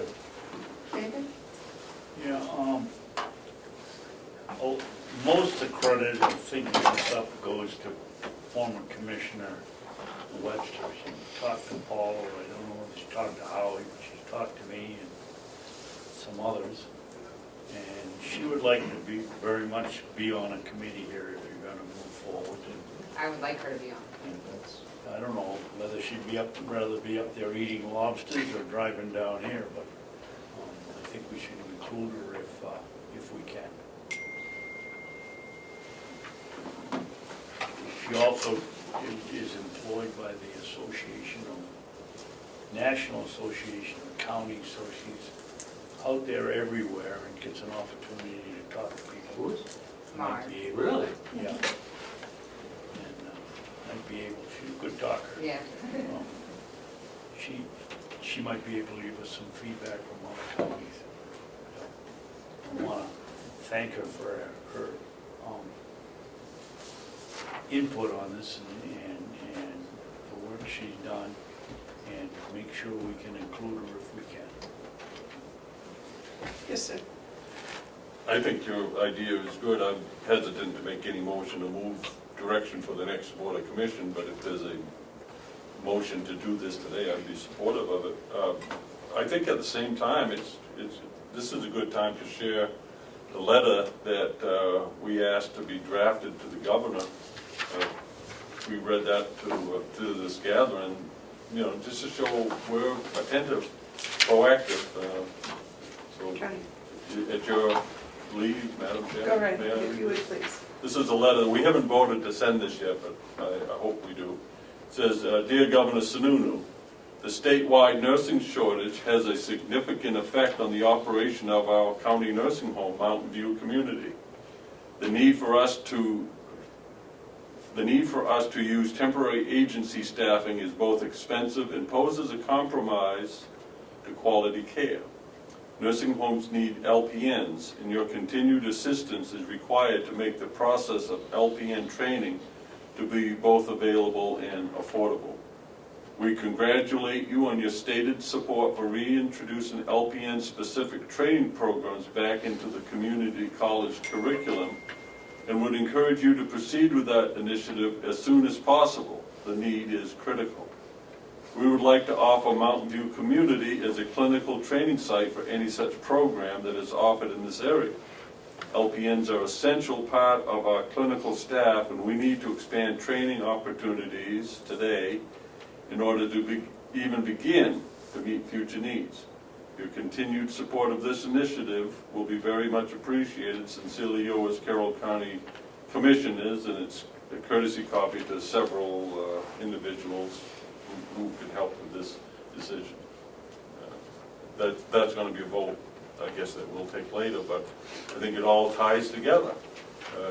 Madam Chairman, just a couple of months ago, we all came face to face and admitted the reality of the critical nursing shortage, and since that time, I think there's been movement, ever so slowly perhaps, but you know, we got a new contract, we're having this discussion, we have this letter, and I think the awareness now is up so that we should take another step forward.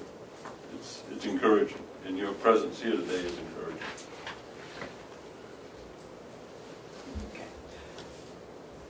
Yes, sir. I'd just like to add that obviously we have nurses as well too. We're open to them also doing and working inside our facility. We've had some people come shadow. We've had a nursing home help out us in a pinch, and so we're doing more cooperation back and forth with the nursing home, with our nurses as well. So the jail is open to also being part of that solution. We're working towards it. Cheryl, was there a motion made? You want one? What was it that you said? To establish a Committee. Yeah, a committee to move forward on this, on the LPN training or nurse training or... A business-like approach, you said. Yeah, you know, to come up with a sort of like a business plan, to, you know, to... Alternative ways Right, of yeah. nurse To talk training. about how we can fund it, how it can be funded from the outside, you know, what is that gonna look like? What are we looking at? From LNAs, MNAs, LPNs, RNs, I mean... Let me make that as a motion that captures that but doesn't go into the detail. I make a motion that we establish a nursing home nursing education committee. For the purpose of assisting the educational opportunity, our educational opportunities of nurses seeking to improve their credentials. How's that? David, you had a comment? No, I was just gonna say, We have a a second. room full of professionals, I didn't think we need a motion going forward. We all know what we have to do, but I will second Commissioner Hounsell's motion. Okay, motion's been made and seconded to form a committee for nurse education. I think that's probably the better way to say it. All those in favor say aye. Aye. Aye. Aye. And I do think if possible, Madge Webster or anyone else that's, just because they're not employed here doesn't mean that there aren't experts out there that certainly wouldn't be available to help. She's volunteered to help. Yeah, she'd be a great asset. Madam Chairman, could I make another motion as while we're on it? Okay, yep. I'd like to make a motion that we sign the letter of December 18th to the Honorable Christopher T. Sununu regarding the support of licensed practical nurses training programs. Second. Is there any discussion? Yes, David. Who wrote this letter? Howard? Oh, it's an excellent letter, Howard, thank you. You knew it wasn't me, that's why you Yeah, said it. No, I knew that. Okay. I'm Barry. All those in favor of signing the letter, say aye. Yes. Aye. Aye. Aye. Is that the official? We're trying, ladies, we're trying really, really hard. It's slow. I told Howie I thought they ought to just have a class right here, but It's supposed to be His Excellency. You should tell him, don't tell me, I didn't write it. Now, I have to admit, I actually looked it up, and at least the reference I got on the internet said the Honorable. You take a look at the Constitution, Okay, that's, and he is to be referred to as His Excellency. That's, Oh, my God. okay. is that when he's sitting in the throne, or? when you're sitting in the governor's office, according to the Constitution, this was a discussion they had when Jean Shaheen was governor, because some said that it should be Her Excellency, and she came out and said, no, the Constitution says his. So she was called His Excellency. So I just did a little bit of history. That's, you clarified a mystery. Is there anything else that you and the ladies would like to share? No, I think we're all set now. Thank you, Commissioner. So much, ladies, Good to for see you coming all. to visit. And all the work that you're doing. Oh, my gosh. All right, let's move on.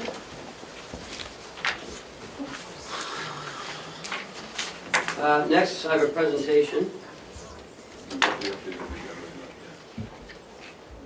Presentation. It is with great honor but sadness that the staff, employees, and the county commissioners give you this award of appreciation for your service, No way. Commissioner Hounsell. Oh, bless your heart. It is with, I've spent the last 2 years working with you. At first, I was like nervous because it's like someone totally different working with. But as we moved along and started doing great things, and a lot of work that we did together and as a board, I became to look more to you as a mentor and as a true leader. And I am honored to present this appreciation award to you from the staff of what you've done for the past 2 years. And I'd like to read it to you if I may. With our greatest appreciation, we hereby present this award to Mark Hounsell, Carroll County Commissioner, because of your unwavering support and unrelenting guidance that helped in leading our path to success over the last 2 years. It is with much appreciation that we honor you with this small token of our appreciation and gratitude. Wow. Thank you, sir, for Wow. Is it appropriate, since he loves to make motions, to make a motion to give it to him? I'm not going to say much because I'm not good at these things. I really not. I'm appreciative of it, but I'm going to miss you all. You're good people, and you do good things. And I've got a habit of wanting to be around good people who do good things. And so, thank you. You're welcome, sir. Commissioner, before Thank you you. put that away, can I get a Camera picture here of you somewhere? again? Excuse my bad, John. Ken, can I get you? I'm sorry, but For the presentation? Here, I'll take it back. That's right, we'll pretend. But you have to look at me. Hounsell, you can figure out how to get into more pictures. I don't know why this does not want to work, but we Well, will. get me, Oh, you broke the Well, I'll camera. tell you, that's, we might need to. Need a motion, get a new camera. Well, I'm gonna take this off and assume that you wanna take the lens cover I off? assume that, yeah, no, I did do that. Okay, I know. Oh my God. Okay, Yeah, you ready? now we're ready? We're good, thank you. Thank you, Thanks. thank you. You're welcome. Mark, thank you. Thank you, David. Getting us Sure, to a absolutely. position that we can be proud of. These invitations and Um, cards. Sheriff, you want to go? Bigger. You want to shake your hands and thank you, so if you could Thank you. start, Thank you. start a selection line. Thank you for everything you do. Thank you. Jerry, God bless you. Good to see you. Miguel, how are you? Good, how you doing? Thank you. Pat, how's your ride going? A little better? Good luck to you. Good luck to you. Yeah. Chris, thank you for all you do. Appreciate it. While you're running, you're making up that end of the road. I'm proud of you. Bob, you are a great man. You're very good at what you do, and I think that the county is awfully blessed to have you. Oh, boy, his bald spot just got bigger. We'll see you later at 1. Yeah, Lisa, it's awfully good to work with you this short amount of time. You've shown yourself to be really. Good, how are you? Thank you. Thank you all.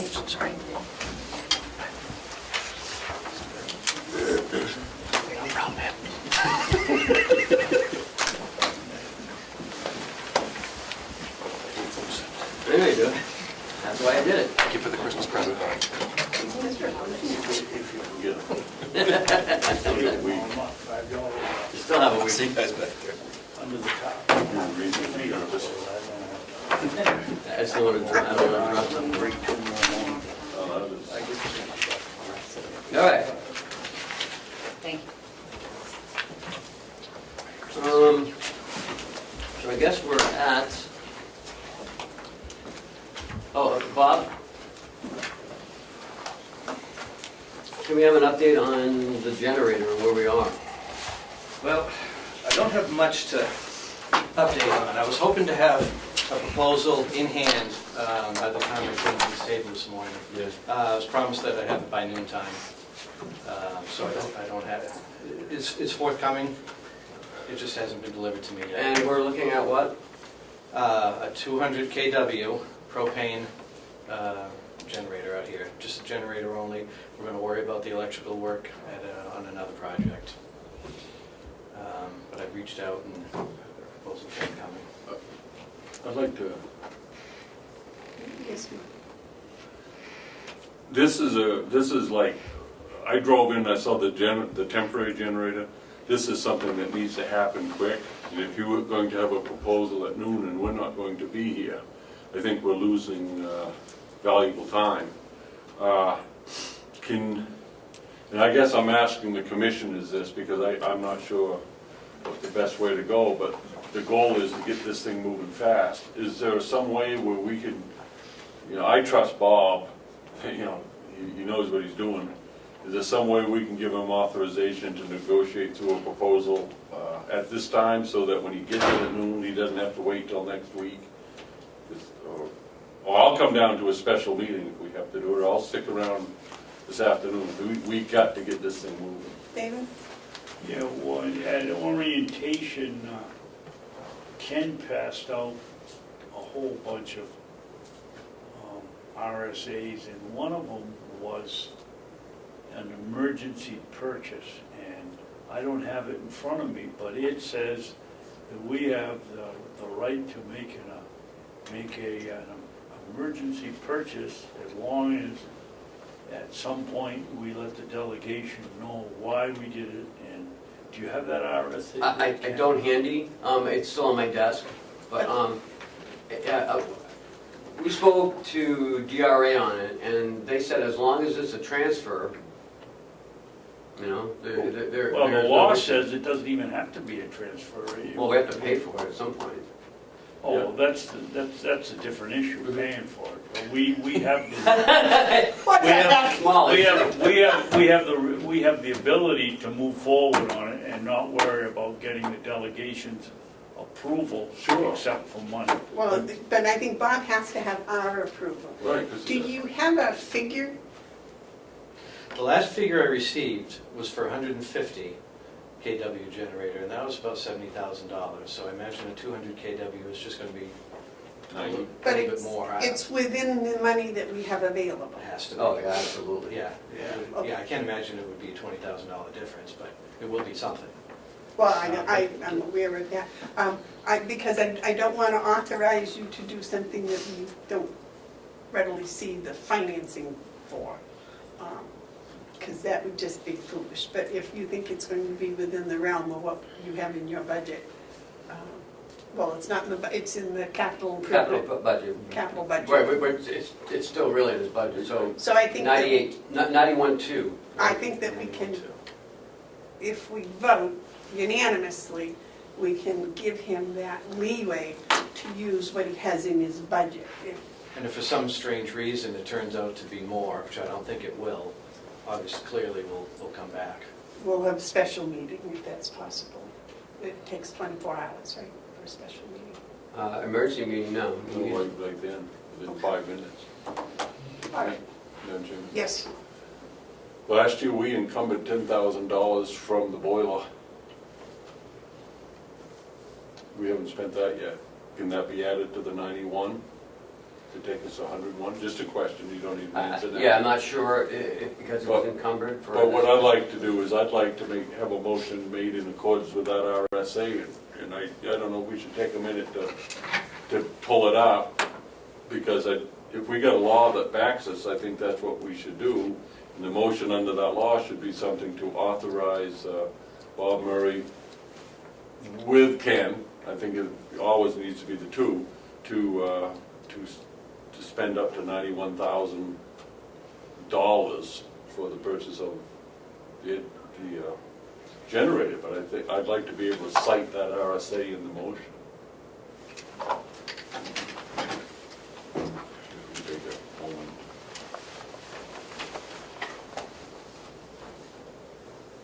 So, moving right along. Yeah.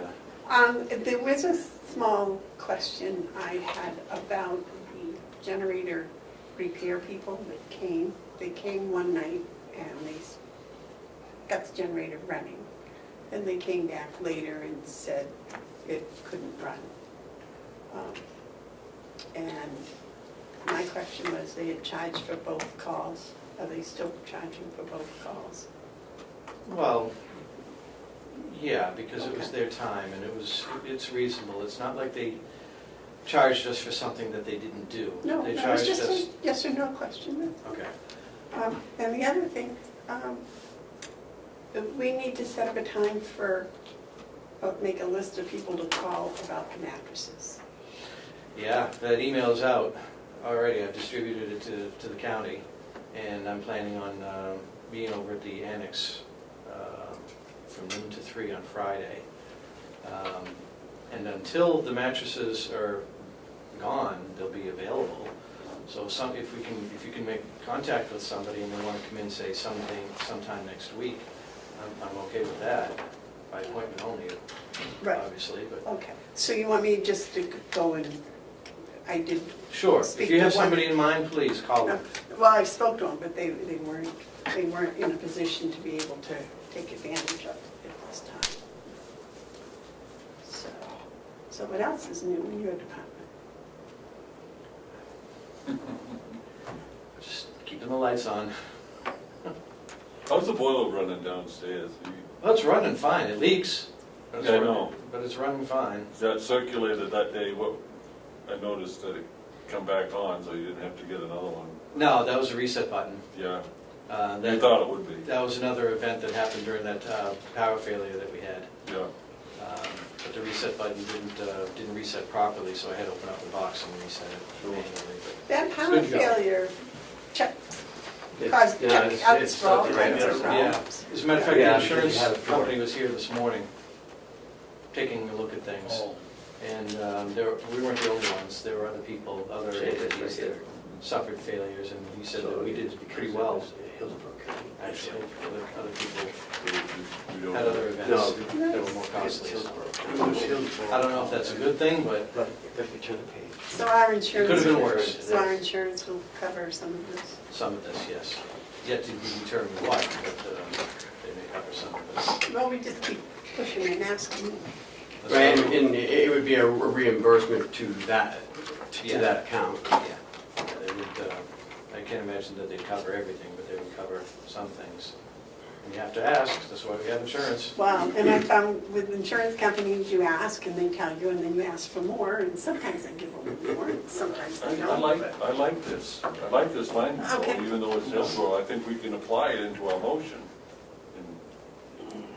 And, Well, you want to make the motion? yeah, I make a motion that the Carroll County Commissioners deem the situation with the generator to be an emergency which requires immediate purchase of supplies and contractual service. A full report of the circumstances of the emergency shall be filed with the county administrators and with executive commission, and shall be open to public inspectors. And thus, the county commissioners grant Bob Murray, what's your title? The Director of Maintenance. Director of Maintenance, along with County Administrator Ken Robichaud, to purchase a generator, 200,000. 200 KW. KW, at a price not to exceed $91,000. Second, that's excellent. Okay, is there any more discussion? All those in favor say aye. Aye. Okay. So what that means, you go ahead and buy it if it comes in, if you like it. And then you gotta file a report. Yep, we'll act on that proposal when it comes in today. Ken and I will review it and move on from there, Good And job. negotiate as best as you can. always. And then, You see, yes. and then, do they have to build it? Is that what you said? Yeah, we have to place the order, Okay. and then it's roughly 6 to 8 weeks. So Lead you're gonna time. see that generator for 2 months, Right. $10,000. 11, 11. 12. 12 by the time we're done. Do they charge more when we run it? No. No, we just have to pay for the fuel. You almost wish you had to run it, but you don't. Right. Burn some of that fuel we paid for. Well, that's what I was thinking, we'll just shut off the electric since that's gone up. I do think when you do your report, you want to do the whole history of how it all happened, so it's a single read for people who, it talks about why we had to do it. Well, I think also this year has been the year of the rodent every year, under all kinds of circumstances. You're the rat. No, the rodent, the mice and, But isn't that the Chinese calendar? Yeah, it's been the year of the rat, trust me. gray But he's squirrels, done. red squirrels, chipmunks, everything's been a nuisance this year. The So, rat made his last. anything speech. else for us? No. So if $180 a day to rent that backup, and it's 10 weeks, that's another $18,000. Short-sightedness is sure good, Doesn't pay enough, does it? no? Well, Buy a military, get a military surplus, put it in and run it for as long as you can, and then pay $18,000 because it doesn't work long enough. It's just- and remember, we have another one just like it, running the water and sewer department. Don't say that. Yes, You but buy isn't- two. Isn't this part of that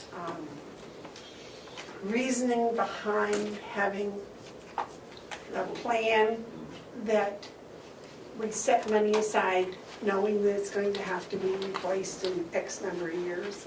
Yeah. And so, and then we say, oh, it's still running, but let's replace it anyways, instead of let's wait until it dies. I know, I run my vehicles that way, I let them die and then I try to replace them, and But you know, actually, this pre-planning idea that you've come up with over the past couple of years, I think would be preferable. But that's a good opening to the next topic, and that's the orientation day. And that was discussed, actually. And it was mixed. Some people, I mean, some reps liked it, others didn't like it. They just wanted to, buy it when needed. So I don't know. I mean, we can only go with the plan with what we have, and then hope that it gets funded or supported. But either way, they want it to replace the equipment. You can't let it, just keep your fingers crossed every year. Well, and I think there are other things that need to be on that capital improvement plan. What a thing. That other generator, water tank, I'm sure there's some things associated with the sewer. How about the parking lot? We need that for contingency fund. Well, let me tell you about the ice and the holes in the parking lot this morning. Because I didn't have my boots on, I had real shoes on. And that ice is some slippery. Is it? Yeah, because the parking lot has big holes in it that fill up with water and freeze. Yeah, really. You'll love New Hampshire. Okay, so if we're done with Bob, I wish you a very Merry Christmas. Likewise, thank you. Are we ready for the yellow folder? We've already done the yellow folder. That was Hales today. Okay, are we ready for administrative updates? Yes. In your packet somewhere is the Carroll County tax apportionment. Oh, I didn't see that. You notice we've received all the checks, except for Bartlett. I called Bartlett and talked with Selectman Chandler, who was in the office when I called him, and he was talking to Brenda, the executive secretary up there. And he said he asked her, and she said, and I could hear her talking, because, how we can sometimes hear what people say. He asked her if the check to the county had been sent out, and she said, yes, I sent it yesterday. So this conversation was yesterday, so that means she sent it Monday. But you haven't got it yet. No. But I think they sent it, it'd be postmarked on that day. So that's a pretty good collection, though. Yeah. David? I talked to Ken about this yesterday, and he said, if I understood him properly, that the check had to be here, nothing about postmark, but it had to be here by the 17th. Well, that's what I got reading the RSAs now. It didn't, What happens if it's not? then it's $424 a day interest for that town. It goes by, the amount of money that you. That's not for every town, it's for, It's a percentage. 12%. it's 12% of what they owe. Right. Where's that RSA package? Is that this one? Yeah. Well, what do we do about the county, the towns that don't get their money in? That's up to you guys, I guess, or That's what I'm asking. or the treasurer, I don't know. So it's Madison, Effingham, and Bartlett? No, it's only Bartlett's one hasn't sent it, Well, no, but I thought it said it was due the 17th. which was on Monday, yeah.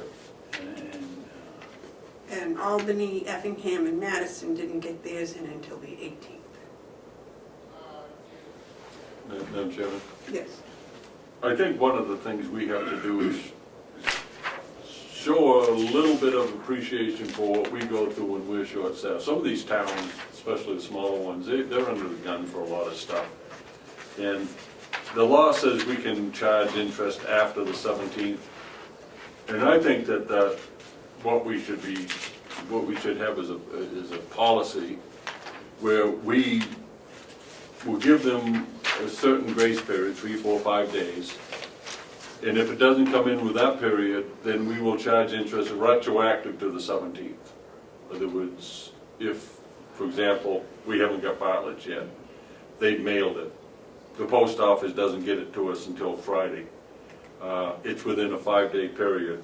We don't charge interest. If, however, it doesn't come till next Monday, we do charge interest, and we charge interest back to the 18th. I think we got to give a little bit of grace to these communities. David? I sort of agree with Mark. I would go just a little bit the other way, Mark. As long as it's postmarked the 17th, I wouldn't, but if it's postmarked the 18th, they haven't made it. If it's the 17th, then it's on the post office and not the town. That's fair enough. They are all mailed. What? No, some people brought them in, the ones from yesterday were in the mailbox. So the ones that say 18th, they were mailed on Friday. So we got it yesterday. I've got a question. Yes? What's the question? Okay, no, I don't. I see it. I just had to do the math different. When you add Bartlett's to it, we will have collected all of the $16.5 million that we had in anticipated revenue from that source. Right. Source being tax. You know, that's good. So that means we have the ability to pay off outstanding TANs. Yes, we're actually paying that off. We're trying to get it paid off today. Stop the interest. So we'll be, we'll be stopping interest. Yep. And we'll be entering the new year without debt to a bank. Currently, we've drawn $7 million off of that TAN, Yeah.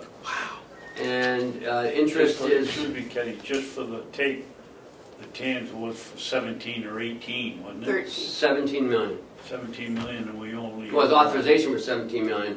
The TAN was 16,521,886. And the And cheap we've money, used- And what? and the cheap money, the low interest rate, the low interest section, I don't know what you mean. the There's cheap line of money. credit and. there were two parts of the line of Right, credit. one was tax exempt, Right. and the other was. How much was tax exempt? Almost 7 million. So we barely scratched into the Right. interest. So the interest due is 47,000. Okay, so. Tax exempt is not tax, it's not interest free. Tax exempt is we don't pay taxes on it. Or the bank doesn't pay taxes. Okay, can we go back to what the gentlemen were talking about here? So we haven't made a decision whether these checks, we're going to use December 17th as the postmark date or a grace period. Well, I'm reading the RSA right now. From December 17th, upon all taxes paid. Can be a tax assessment anytime when you pay the total. Yeah, see, so if December 17th falls on, if December falls on a Saturday or Sunday, only the holiday interest payment penalty tax not paid will be computed from the first business day following December 17th.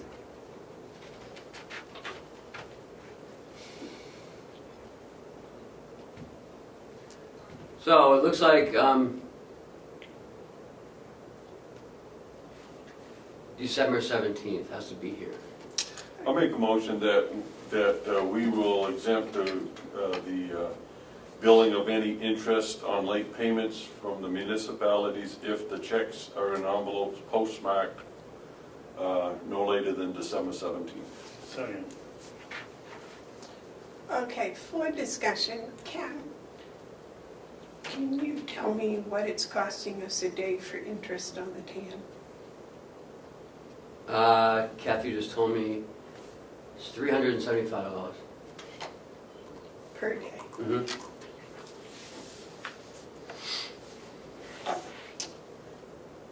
So if we're assuming the post office takes 3 days to get something here, 347?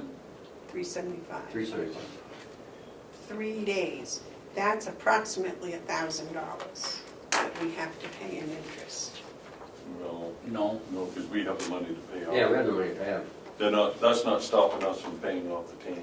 No, but what I'm saying is, if we followed this and everybody followed that postmark date, Yeah, and this cost us 3 days of interest, right. that would be $1,000 Oh, I see what you're saying, yeah. of taxpayers' money that we're spending on interest. So the question, if we do as the motion says, and we make it postmarked the 17th,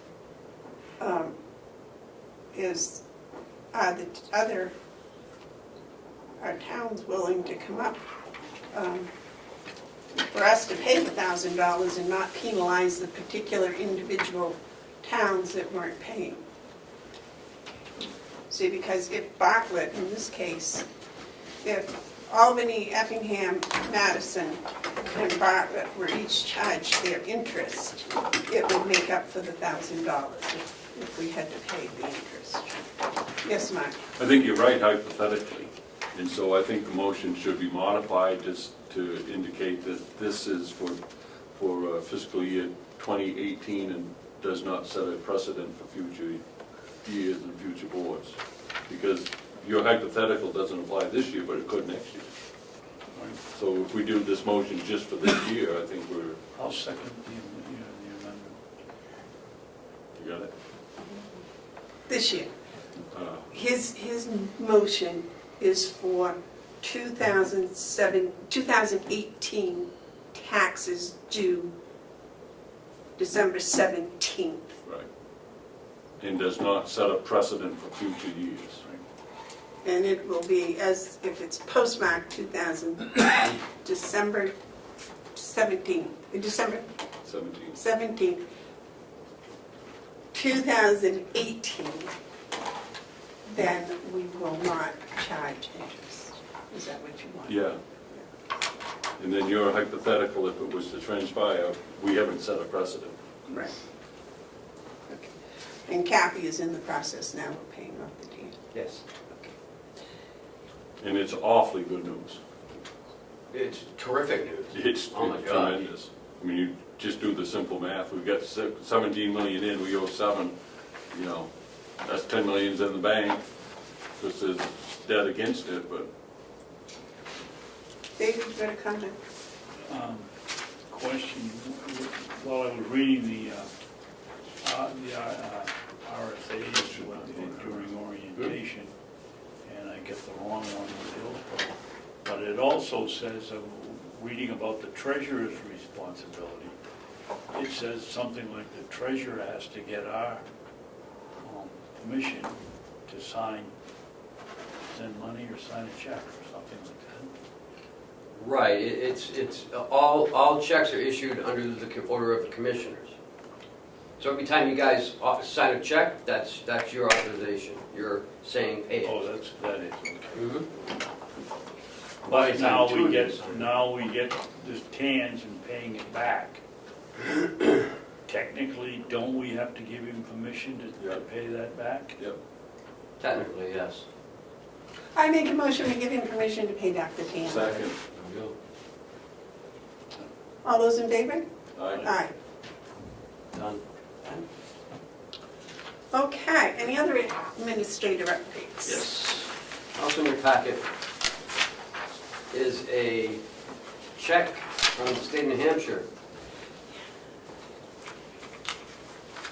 Yeah, it's a copy of the check, the state of New Hampshire.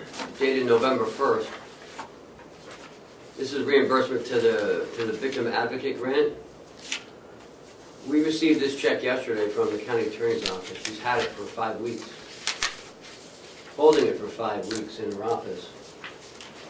Aye. Unsure what to do with it. Well, the county treasurer is very upset with this. And he is going to make a point to speak with her about this. You know, it goes against all our policies, all our procedures, all of the best practices. To hold, you know, a reimbursement in your office for 5 weeks. If you don't know where it goes, give the finance office a call, we'll tell you where it goes.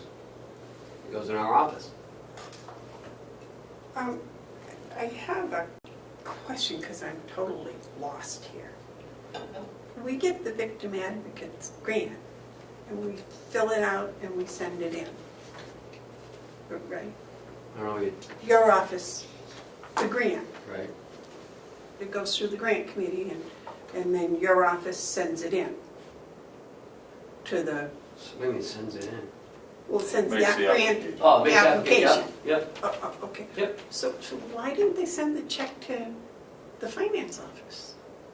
That's my question too. They've been sending checks to us for, ever since I've been here. It always comes to us. I don't know why, and it does say the Carroll County Attorney's Office, because that's who the grant is under, really. But we've never had this issue before. She's gotten this check every quarter, and it's always come to our office. I don't know why she said she didn't know where it went. Jason, when you get your grant, when we do your grants and they get sent in, do those checks go to the finance office? Yeah, I don't get them at all. The BJA grant is a reimbursement that the finance office has to put in for, and the IDN grant is a check that is given to us ahead of time, so I don't receive any of that stuff. It's actually sent here, or taken care of right out of here. I submit the bills over here, those kinds of things, but we don't see them. Yeah, who submitted the application? Under the Carroll County Jail or under the Carroll County Commissioners? I'm not a Carroll County jail, but everything's sent over here. The reimbursement on BJA comes through right electronically. Well, that's why. It's It goes right electronic. to there. And IDN comes in as a check that I had them put on right over to here. Right, because the grants, we okay the grants and everything, and then I thought the grants go through your office, don't they, when they get mailed in, or do you just, you submit them? It's all done electronically, so. Well, yeah, but I was just wondering if you submit the grants or the grants get submitted through the finance office? Your grant applications? Usually we submit the grant application. You do, okay, all right. I was just, this procedure of the money, I just would think that all money from all grants would just automatically go to the finance No, office. I'm not sure. I would say that each one's also different and distinct. You have different ones that like the BJA grant says, I have to have the financial person has to be on it, which Kathy downstairs has to be on it. She had to go through a course and everything else on that one. The IDN did not, and it's different. So each grant is specific and different, and I don't know that kind of stuff, but all my stuff, at least the money comes over here. Right. David, you had a question? No. Okay, so thank you for clarifying that little bit of, being on the grant committee, I should know that, but I didn't. Well, I guess I do have a question. Why wasn't this check cashed? What was the excuse that the county attorney gave us that it was sitting in her desk? I'll let her answer that. She's the one who spoke to her. She didn't know what to do with it, she said. How did you come about it? How did you get it? She finally brought it down to the office and said, I'm not sure what to do with this. I've been wondering, so here it is. That was it. And she What did that did what she- day? Yesterday. And this was a check that she received in November? Yeah. And the treasurer and her are gonna have a conversation? That's what he told me. Well, I think that's about how you have to handle it at this point. She's an elected official, and, you know, that's, but this is the type of thing that costs us money, because when we have a TANs out there, at whatever percent, Well, I mean, not only that, but, I mean, we have to report this revenue in a certain period. And if this was, say, you know, if she got this in August and she gave it to us in late September, this is a material deficiency. right, exactly. This is not a, it is. It is. It is. An auditor would say, this is a, so we, I guess we need just to refresh everyone's understanding of procedures, because, you know, if she didn't know, she didn't know, but, She's been getting these every quarter. yeah. I don't know why this one's different. Also in your packet is the subcommittee assignment list. Very excited to have gotten that. You gotta refresh them lots of people, huh? I'm jealous of you guys. You don't have a delegation to work with. It looks like multi-one has changed. Good? Is that good? Yeah. Multi-one is UNH Cooperative Extension, outside agencies, the DPW and the farm. Susan Ticehurst is the chairman, Tom Bucco and Ed Comeau. You know what stands out to me is that it's a break away from partisanship. I mean, the Democrats have the majority, but Bill Marsh, who's a Republican, is the chairman of Multi-2. I think that's excellent. You know, that is real bipartisan. You know, you're not left out because of the party you belong to. And you know, I gotta tell you, you know, Bill Marsh has been a great help on the nursing home subcommittee. That's what I was kind of, What?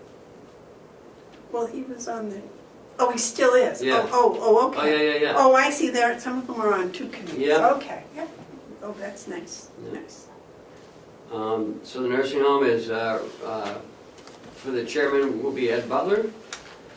Representative Nelson, Burrows, Marsh, and Cordelli is on that, which is also the annex and the BEAS line.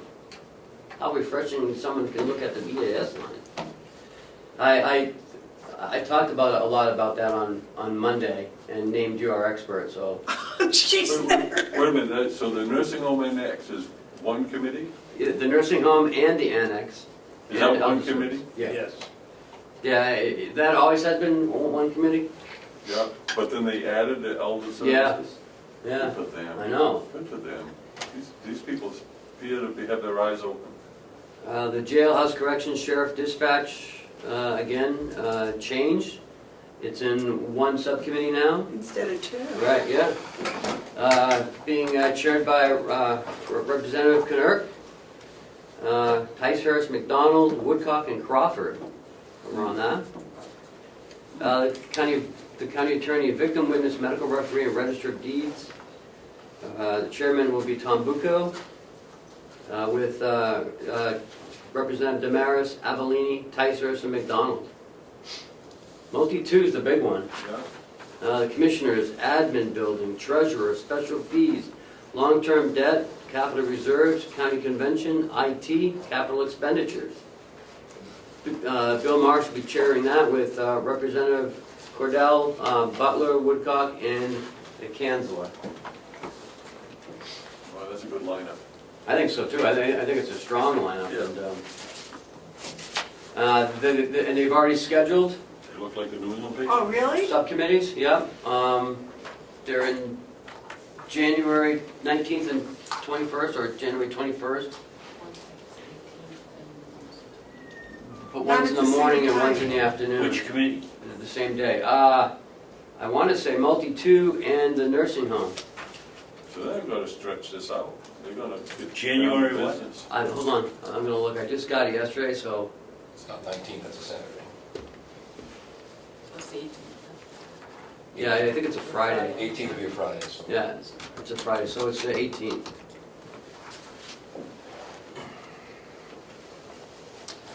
Where is it?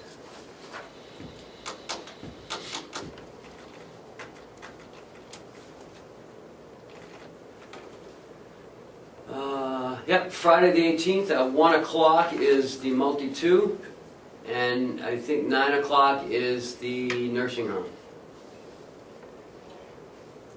On the 18th.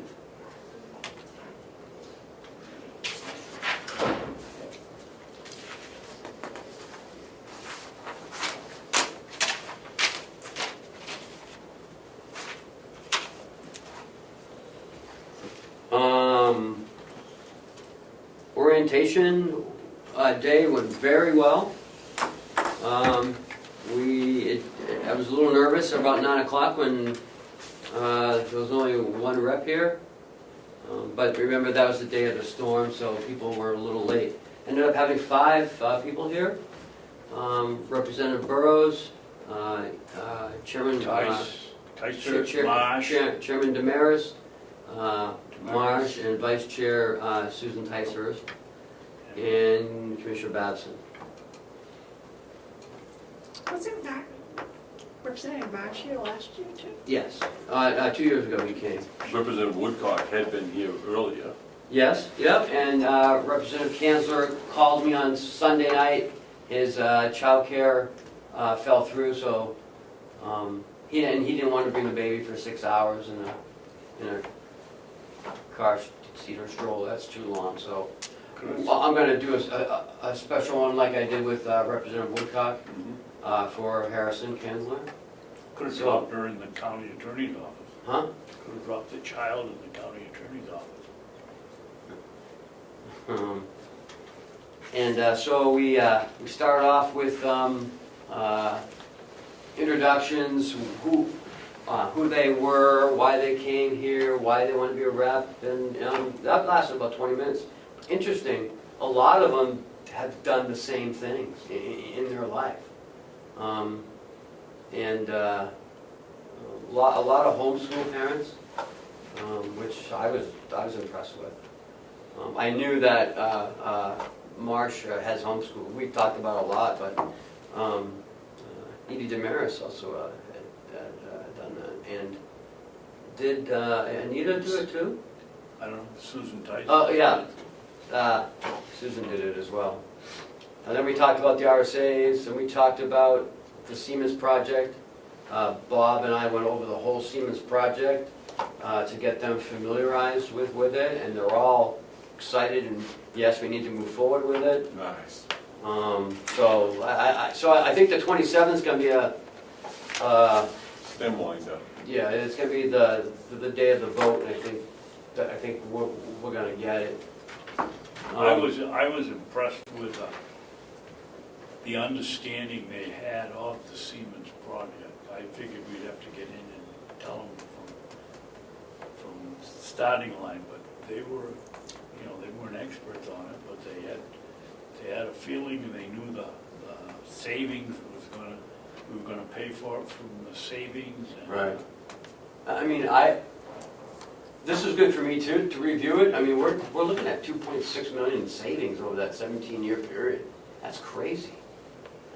So look at year 18, after it's all paid for and you continue, and look what you've done for the future. These are not just energy savings in dollars, it's also environmentally good stuff. We're reducing our carbon footprint, we're saving on water, we're reducing the amount of carbon, well, I already said that, but it's just good stuff. And then we went downstairs to register deeds, saw the books. I tell you, those new books that they've redone, those look nice. Those came out really, really nice. We spent about 20 minutes there, and then went over to the nursing home, had lunch, had the department heads sit down with us, and it was like a working lunch. Everyone ate, we talked about the nursing home, we talked about BAS, ProShare, MQuip. I mean, we gave them the information of what all those acronyms are, what we do with those and how it gets funded, how it doesn't get funded. We talked about the assisted living. You did? We did. How was that received? Very well. Very well. Was it good? A lot of them, Anita Burrows and Edie Damaris, are actively involved in workforce housing, and they're all on board with it. Of course, Dr. Marshall is really on board with that, and has been right from the beginning. I was kind of surprised, Mark, that Anita didn't pick up the original plan was facility up north and one down here. Yeah. We explained it to her, but Yeah. I was surprised you didn't realize that. Well, I tell you, that when the delegation didn't support us back in 17, it really shut down the conversation. I mean, Yeah, you're right. there's there's inertia, momentum that we gained in April when we had the Gibson Center. We got people down here, we had all kinds of enthusiasm, but when the delegation decided to throw a wet blanket on it, the conversation stopped. Now I think the conversation will be reignited and we'll start seeing more groups and people become more conversant in it, and that spreads the information and the truth instead of just obstructionist, no, we're not gonna do this, and then people go talk about something else. I think we have, well, I think we have to go back to looking at the concept of two, one here and one more. Yeah. So lose them. Yeah, what you have is, this thing is back to life again, and this time it's gonna go a little bit. And Anita's background, I guess, is marketing, so she's, she'd be a real asset if we can wake up the public and the need for assistance. It And was then- really good, and I just, again, don't want to skip over the job that Chris Delisle did. It was above and beyond. When this county is given the opportunity to put their best foot forward, it is impressive. What has happened is it's been a light under a bushel, where, oh, okay, do your good work, but we're not gonna let anyone know about it. And so now we're starting to see the opportunity to put the best foot forward and to show off, if you wanna call it that, but we should be very proud of so much of what's done at the county government. You know, Commissioner Babson, I came down here 2 years ago thinking that everything was a mess. And I'm leaving here thinking, you know, this wasn't ever a mess. This was just a political battle. But there's always been these people. There's so many of the, all have been here for 30 years? Yep. I mean, obviously, it wasn't a mess for 30 years with, you know, with her in attendance. And the nursing home is ranked the best in the state and in the top 10% in the country. You know, these are things to be proud of. The sheriff's department, the jail. I mean, we have a jail that, you know, other counties use. It's really wonderful stuff. I also would like to give Jason and the young lady that is, I guess, the real workhorse over there in the jail, that's an inmate. And I've had two of them say to me what how open she was and honest, and really opened their eyes. Right, Jay? Yeah, she did a really good job, and I also say thank you to Commissioner Babson. He came over the next day and wanted to actually personally thank the offender for her work. He did come over, she was appreciative of it, and I've had further conversation with her, and she is willing to come and speak in front of the board about her experience in the program, what is needed in the community, and she was candid and open to the delegate members when I told her, I said, these are the people that can make laws, and they want to know, not from me, from you, what you need in the community. And she's willing to come over here when you guys are ready to come over and speak, and any questions you might have of her. Good.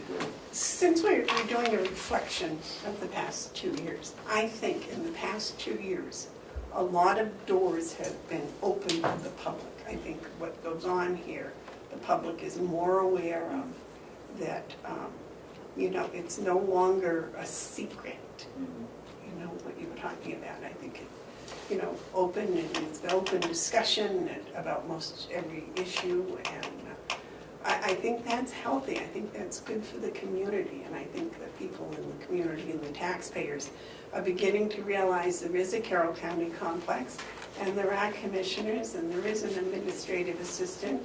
I mean, they were always aware there was a sheriff's department and a jail, but now they know there's a sheriff's department and a jail with not the same negative connotation that they had before, you know, you know, so I think in the past 2 years that there's been an awful lot done, not only financially down in the front office, which obviously the audit report states in big letters, but in just letting the people know that we're here and we're open and we're. Yes, sir. And I commend all of us for doing that and making that happen, and I see more of the same. If you take your light out from underneath the bushel and go out and show people, you get support. Don't want to forget that 17 taxes went down, property taxpayers in Carroll County, and 18 taxes went down. 19, depending on what the delegation does, but based on what we sent, the taxes are going down again. Now, I was kind of amused, I was watching the delegation's organization meeting, and a couple of representatives took the opportunity to bemoan the commissioner's estimate as being too expensive and using taxpayers' money and whatnot. Well, you know, they're right, it is the taxpayers' money, but we use the taxpayers' money. These seats, these are taxpayers' seats, chairs, we use those chairs. This is the taxpayers' building, we use this building. The squad cars are taxpayers' squad cars, we use those. So we have taxpayer money that we use, and we use that appropriately by attributing some of it to reduce taxes and still maintain a very good 8.5% fund balance. So yeah, spending's up because it's been neglected, and we've had the opportunity to work to improve. You know, they talk about the $2.2 million. Well, over $1 million of that went to improve the nursing home, and no reasonable person could ever conclude that we overspent on making corrections to salaries and to programs. So yeah, the spending's up, but because of the way that we do business, taxes didn't go up. Spending always goes up. It's going to go up, and for people to stand and bemoan, oh, this is bad government because spending's going up, well, that's not understanding really the big picture. The people are getting more for less money. That has to be a good thing. And you know, you can have the spin masters who are bemoaning that it's whatever it is, a $2 million increase. They're spinning it. There's not even a reality. The reality is taxes have gone down 3 years in a row. And that is because of good budgeting and good administration and good management and not hiding behind bovine poop rhetoric that some representatives, like the one that was in here today, had to spew out. This is a new day, and I'm really excited for you. And don't apologize for the budget. In fact, boast on it.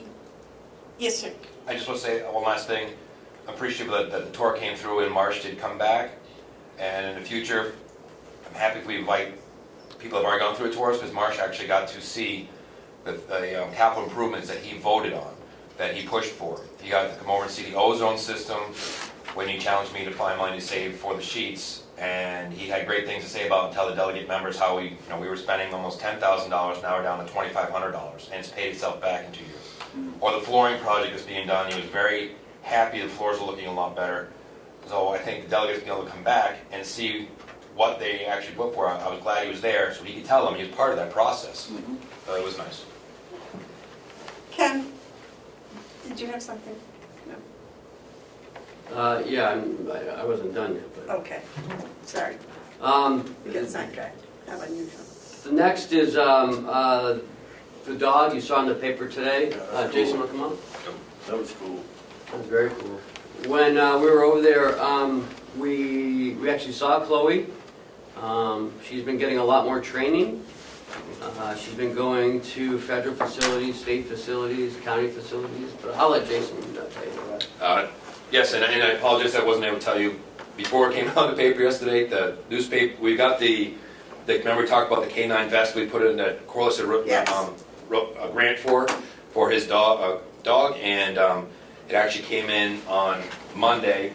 Part of the whole grant thing is you have to quickly get out the PR. That's how they also give you the vest for free and stuff. So he sent it back out to Damon. I didn't realize he was going to come down yesterday when he did, so it came out in the paper before I could tell you today. That's why I was out in the paper this morning. Damon does a nice job writing those articles. He's been looking forward to having him come down and take a picture of the dog, of Chloe. She's been doing great. We've more than gotten our money's worth. She's almost on property for almost 5 days a week. Chloe and Sergeant Corliss have been training with the state prison has done a wonderful job of allowing him to train. The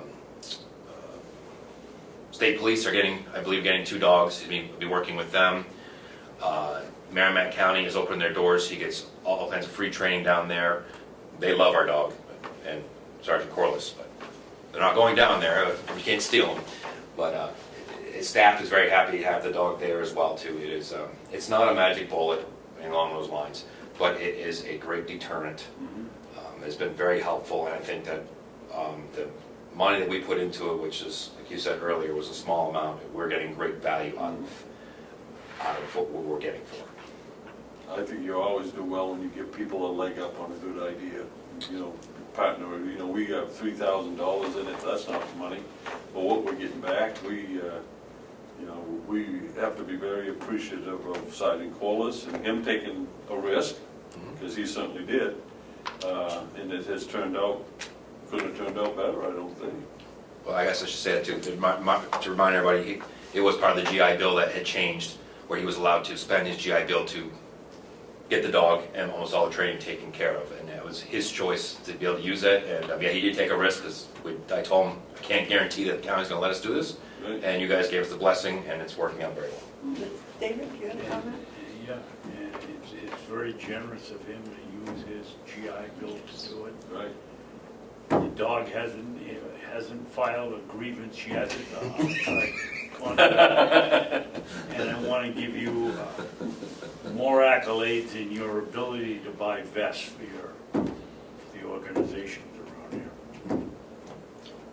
I hope that vest never comes in hand, never has to use it, but I'm glad that Chloe has that type of protection. We hope so too. It also came with Narcan and some other, and a kit with her for as well. She's getting used to it, again, because the vest is something new that they have to get used to it. So she's There was a tragedy in Cape Cod, I believe, this last summer involving a police officer who didn't make it, and a dog who recovered. Yeah. Falmouth, Where, in Falmouth, Mass. yeah. So, you know, things can happen quick. I mean, you guys know that. Yeah, this is why we have, not just for the dog, but we have Narcan in a lot of locations in the facility for officers and offenders as well. I think I said my piece before, the floors are coming out really well, they're almost finished, and they should be finished by today, I think. I might come over and look at it. Oh, that sergeant's office now looks so much better. And the library looks a lot better. Can we help you, man? All the carpet's gone, right? Yep, in those areas, and we also had a project done in processing where we had the counter brought up and a platform put in as well as part of one of our projects we did, which is finished. Except for cameras. And the How back much have steps you up for trained? next year. Yeah, we'll be done next year, these same people are gonna do those, they've already measured them. How's your new training room coming in the annex? Staffing's been a little, at night, we haven't done a lot to it, we will work. This right now, through Christmas is a bad time, beginning next year, we'll get in there and paint it all up and get it going. I was just curious, because I hadn't heard. We hadn't had, this year, and as well as right here, the staffing's not been great this year. We've lost 4 or 5 that the hospitals are paying. Finish their security, they're paying $5 to $6 more an hour. Then you add the shift differential, almost $10 more an hour. So it's been hard this year. Rockingham County just negotiated their contract. They're ratifying it. Their correctional officers will be starting $18 and change. What are we starting? $15.34, which again, when we negotiated, that was good at the time. We're not due up for another negotiation until we'll start next year for 2020. You've lost 4. More than that, we've lost more than 4. That was just for the hospitals. This year's been a high turnover rate again. But again, it's everywhere. It's the economy. There are jobs out there that pay a lot more right now. I think we'll have some tough times coming down the road with some bills that are going in that they're looking at $15 an hour for minimum wage. I think they're gonna vote to probably get down to like $12 an hour. I think you might see that happen the next 2 years. If that happens, it'll make it difficult. You only see 12, you might see 10 in New Hampshire. I think Maine I already think did. 12. I think Maine already Hope went. 12. No, I won't for anything. Jason, do you have any Just thinking part-time, right there. do you have any part-time employees over there? Part-time nurse, we have we have people on the list that are part-time nurses with a couple of officers that are on the list are part-time. They don't work very often, no. It's very difficult if people come in part-time because they have full-time jobs. Well, because we've increased the part-time rate for other people on this complex, and I was wondering if that would help you at all. No, not for, because keeping somebody's certification or even getting it in to get them certified, you can't anyways. So it's very, for correctional officers, it's very difficult. But when ones that leave us that are certified, we do try to keep them. But again, most of them get full-time jobs and they don't really want to come back in. I think the biggest threat to correctional officers would be any change to Group 2. That will be a, I don't know if there's anything going on now with it. I've heard every year. I've heard, yeah, but this year I've heard that they're actually expanding Group 2 a There's, little bit. in some areas, yes, there's some bills to expand it there, but every year there's always an attack on Group 2. Yeah. Corrections has always been on the list. They fought very hard in the 90s to get into Group 2. They have to fight to stay there. The fight stay there, you know, the highest rate of PTSD over all law enforcement and turnover. Really? Yes, there's a lot of data that's out there. But again, I understand why, I mean, Group 2 is more expensive, but it would be very damaging to us. I didn't know that. The highest rate of PTSD in law enforcement is with correctional Yes, officers? yes. Huh. Average age of a correctional officer when they pass is age 58, when they decease, higher divorce rate, higher alcohol rate. Law enforcement in general is higher, but corrections is even higher. You're in a negative environment with people that don't want to be there on a daily basis. Sure. That you can't leave, you're locked in for. All right, so it's not, the police officer on the street, you get to see, at least meet some people. Everybody inside jail you know has been there, they're in there, they don't want to be there. I haven't met a person yet that is happy to be inside of there, and we try to work with them, but it's not what they want to be. Sure. So is there anything else you want to share with us today? No, the projects are going well, and I think I don't have anything else. You had a question for Yes, Jason? yeah, I was talking to that lady who was lost. What'd you say, you lost 4 officers to hospitals? That was just at hospital securities, yeah.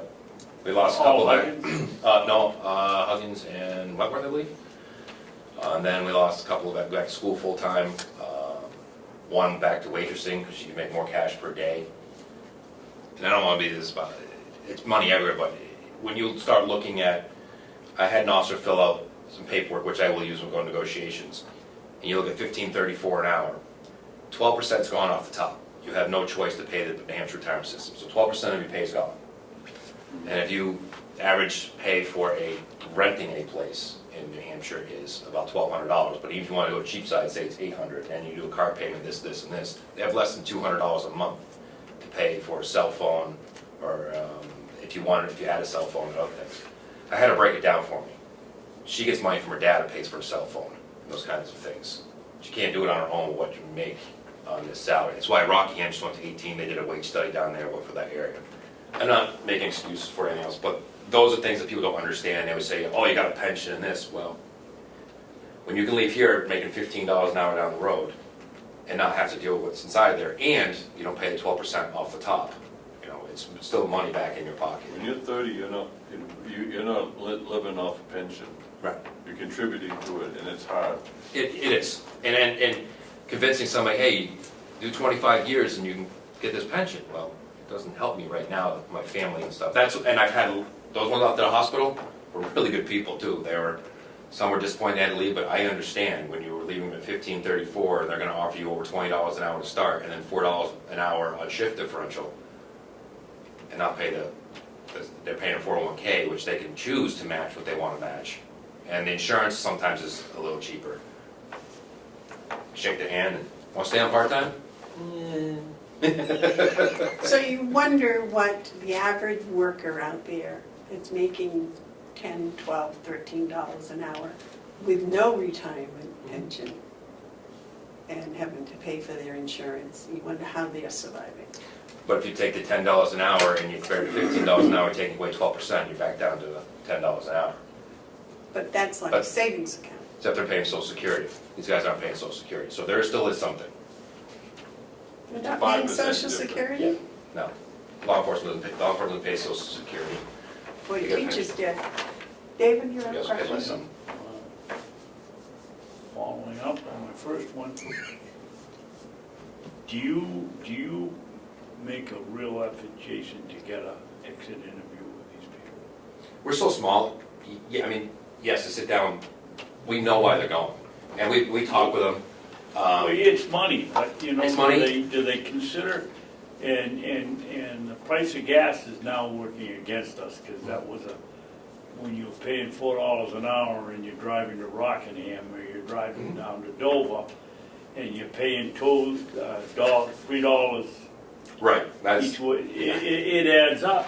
And I don't know whether these people think about it, but we haven't, not you, but all of us haven't done a really good job in getting any information back on exit interviews. And we should be making a real effort to find out why. We're all sure it's money. it's not, I mean, like I said, I know one's left, and we break down and keep it on there. You know, I can tell you which ones that went left to go back to school, because they decided school's more important. Right. Some was just for the money, some is they're leaving the area because, truthfully, a significant other to find, 2 people to find a job into this area is very difficult. Because there's just not, this area's not designed, unless you're gonna be in the service industry, to have 2 people be here, so it's very difficult. And as a single person, it's very more difficult to live in this area, you really need, it takes 2, so who finds that other job, and what is it gonna pay?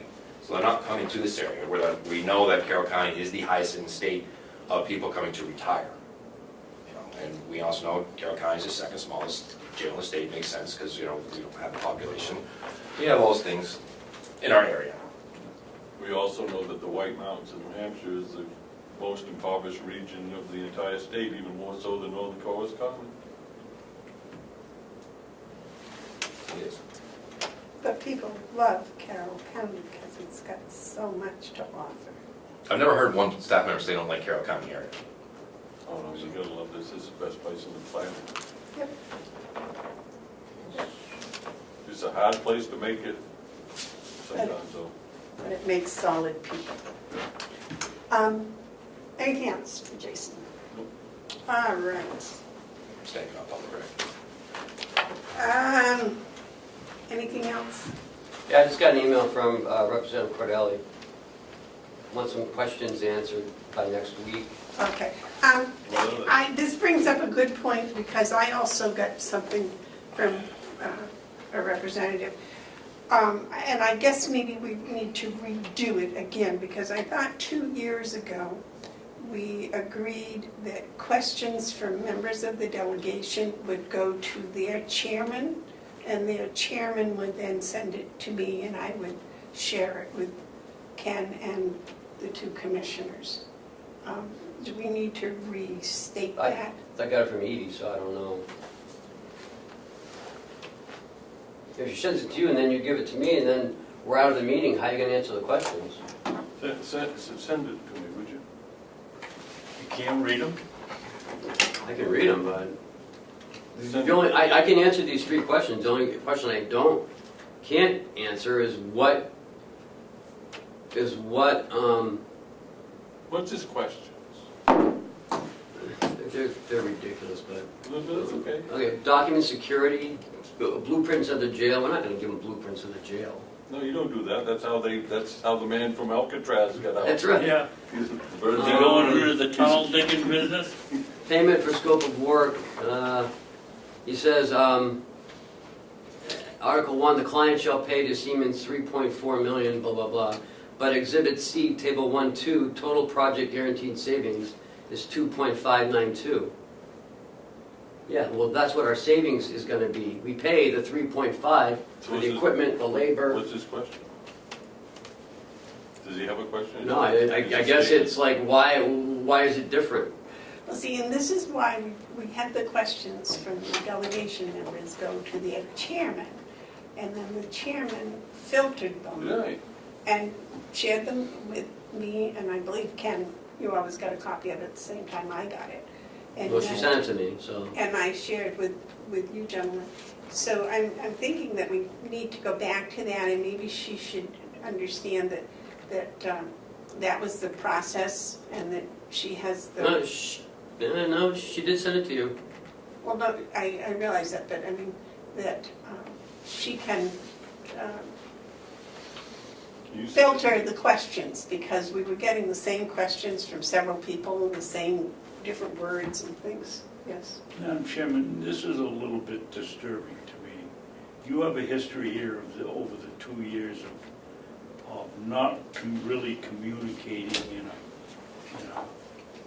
in a fashion that keeps us updated. And if these are going to you, I would hope that you would forward them to the other 2 commissioners when you get them, so that I've sent you 2 emails this week and you haven't responded to them. And Well, first of all, you don't ask questions, you make statements, so they don't these require. were questions. The questions I answered and sent to you. You answered the one about, I don't want to get into it. But the questions I answered, but The no, fact is, whenever you don't respond quickly, or those get and forwarded. I'm here every day. Okay. and- Well, it might be- Now, before you keep making accusations, that's not true. Anything that I got from the chairman of the delegation was immediately forwarded, both by Ken and I, to both of you. So Well, that was Okay, forwarded. all I want to do is assure that we're getting those messages. Right. I don't want you to be my censor. No, that was the other way around. The delegation chairman was, because Yes, she it was was. they were getting so many questions that were so simple that just eliminated the problem.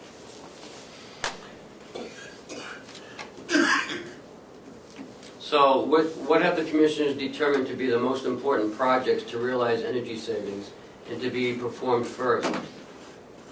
No. Isn't that all in the Siemens towns, or what would they call those things? Fins. Fins. Wasn't that all listed in those in order, et cetera?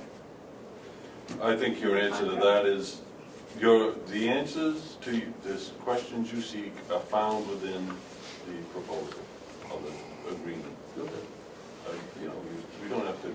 They all how have we copies read of those. Oh, yeah, they've had it Read for weeks.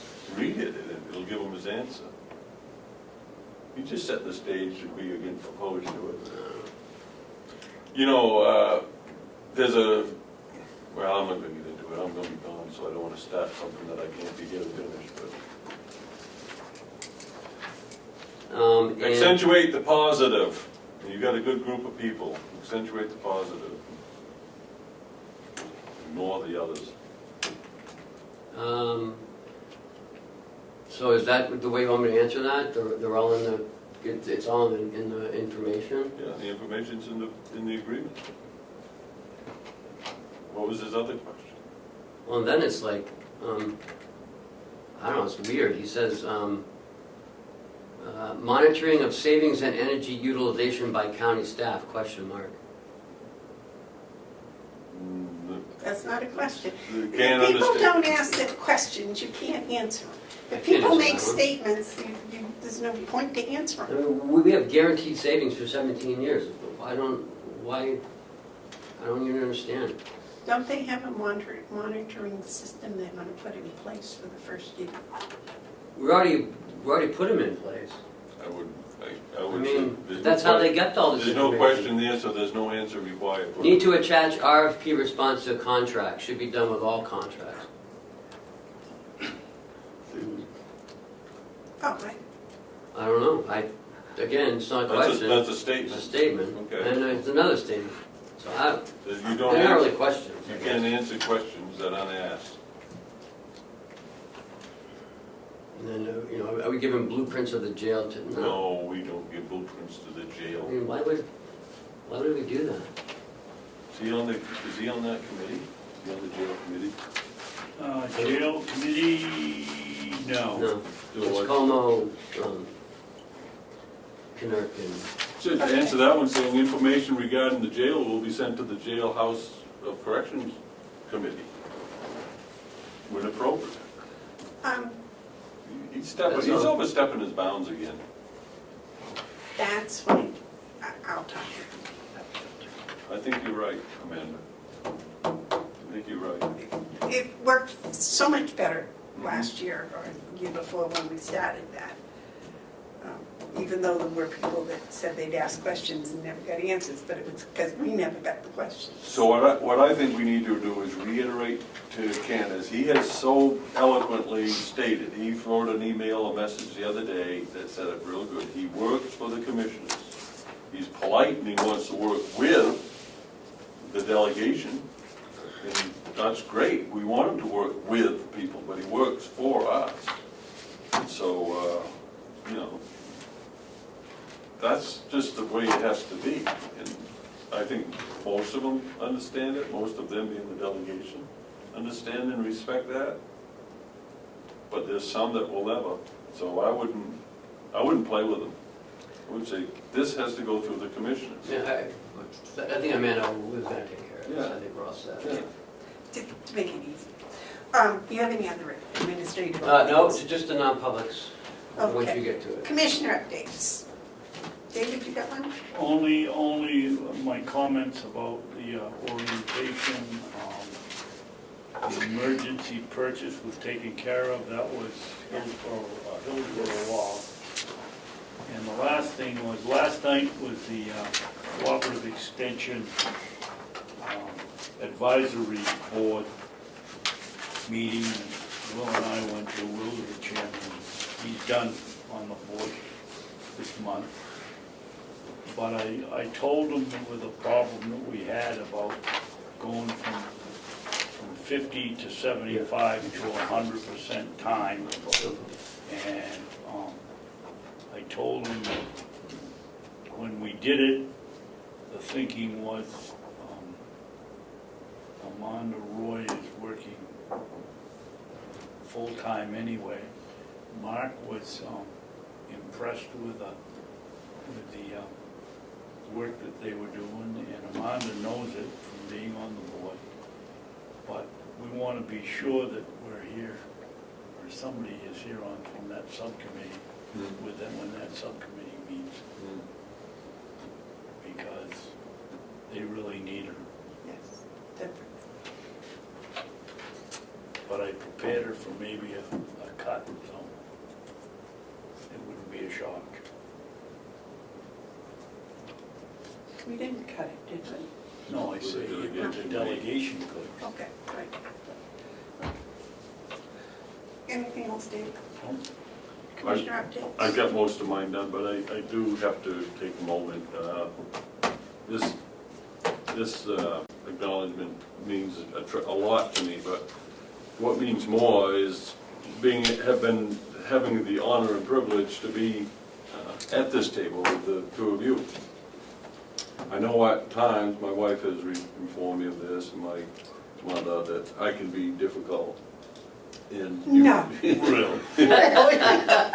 And I don't mean to be, it's just that I guess that's just the way I'm put together, and I really appreciate both of your patience with me.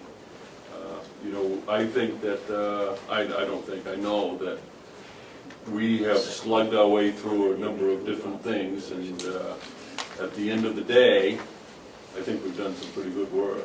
And it's really, and I sincerely mean that, it's been my honor and privilege to have worked with both of you, and with you, Ken, and Cheryl, you're a sweetheart. You just keep on doing what you're doing.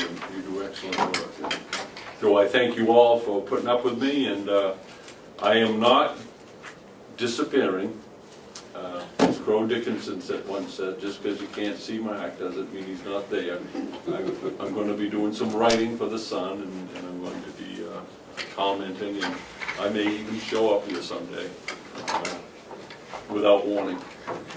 Well, you know, you are accurate. It's sometimes been difficult to work with you, but what you've brought here, for me, from all my experience, is more of the professional, political approach to things and procedures, and you're way ahead of me on budgeting.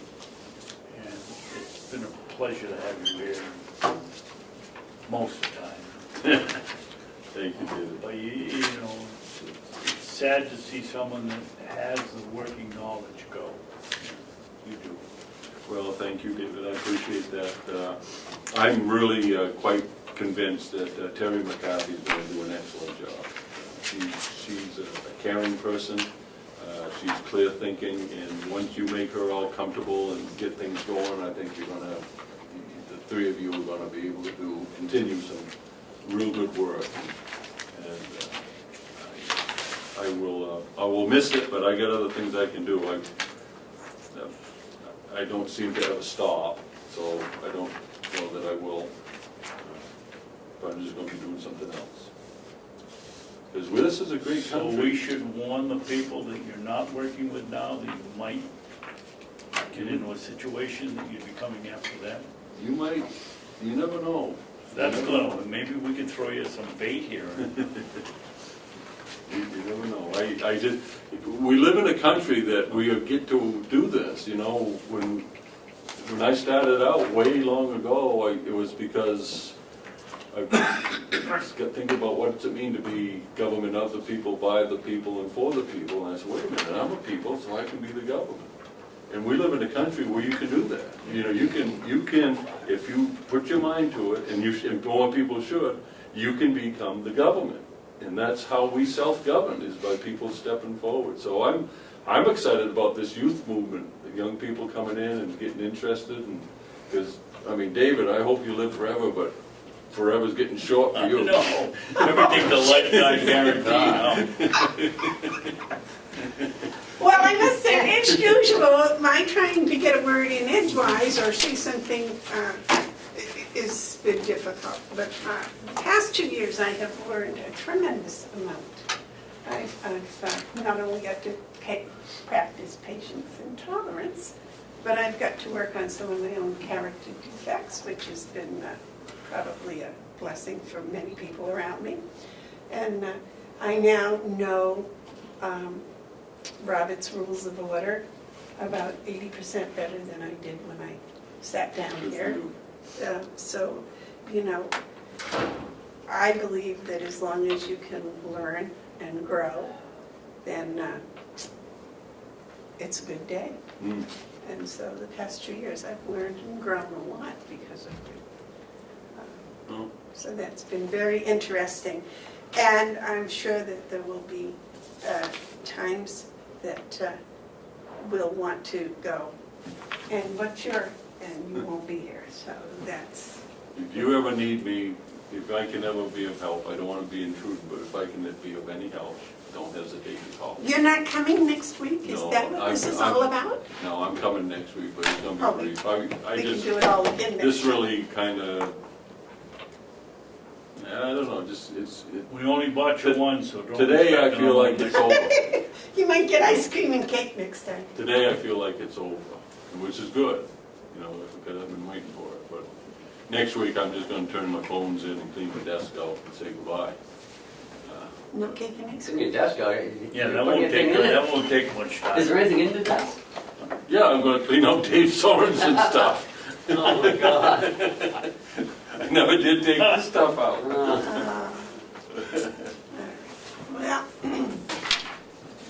Are we moving to non-public, Madam Chairman? I think if that's what this is about, yes. That's the last thing we got. We got all of our updates done. We got two non-publics. We have 2 non-publics. How about media David's, questions first? You can do that. let me see. Are there any media questions? Is there any public input? Okay. Okay, so this is for the hiring. John, we're gonna go into non-public. I'll do it next week. You had something you wanted? Public input, but I'll do it. You wanna? I'll Read us make into a it. motion, we go into non-public under RSA 91-8, capital A, Comeau, You can do it, Dave. comma, Roman 2, parentheses B, the hiring of any person as a public employee. Second. That's Session 1. Session 2 is RSA 91 dash capital A, colon 3, Roman 2, parentheses C, matters which if discussed in public would Adversely. adversely affect the reputation of any person. Second. Roll call, please. Commissioner Hounsell? Yes. Commissioner Babson? Yes. Commissioner Bevard? Yes.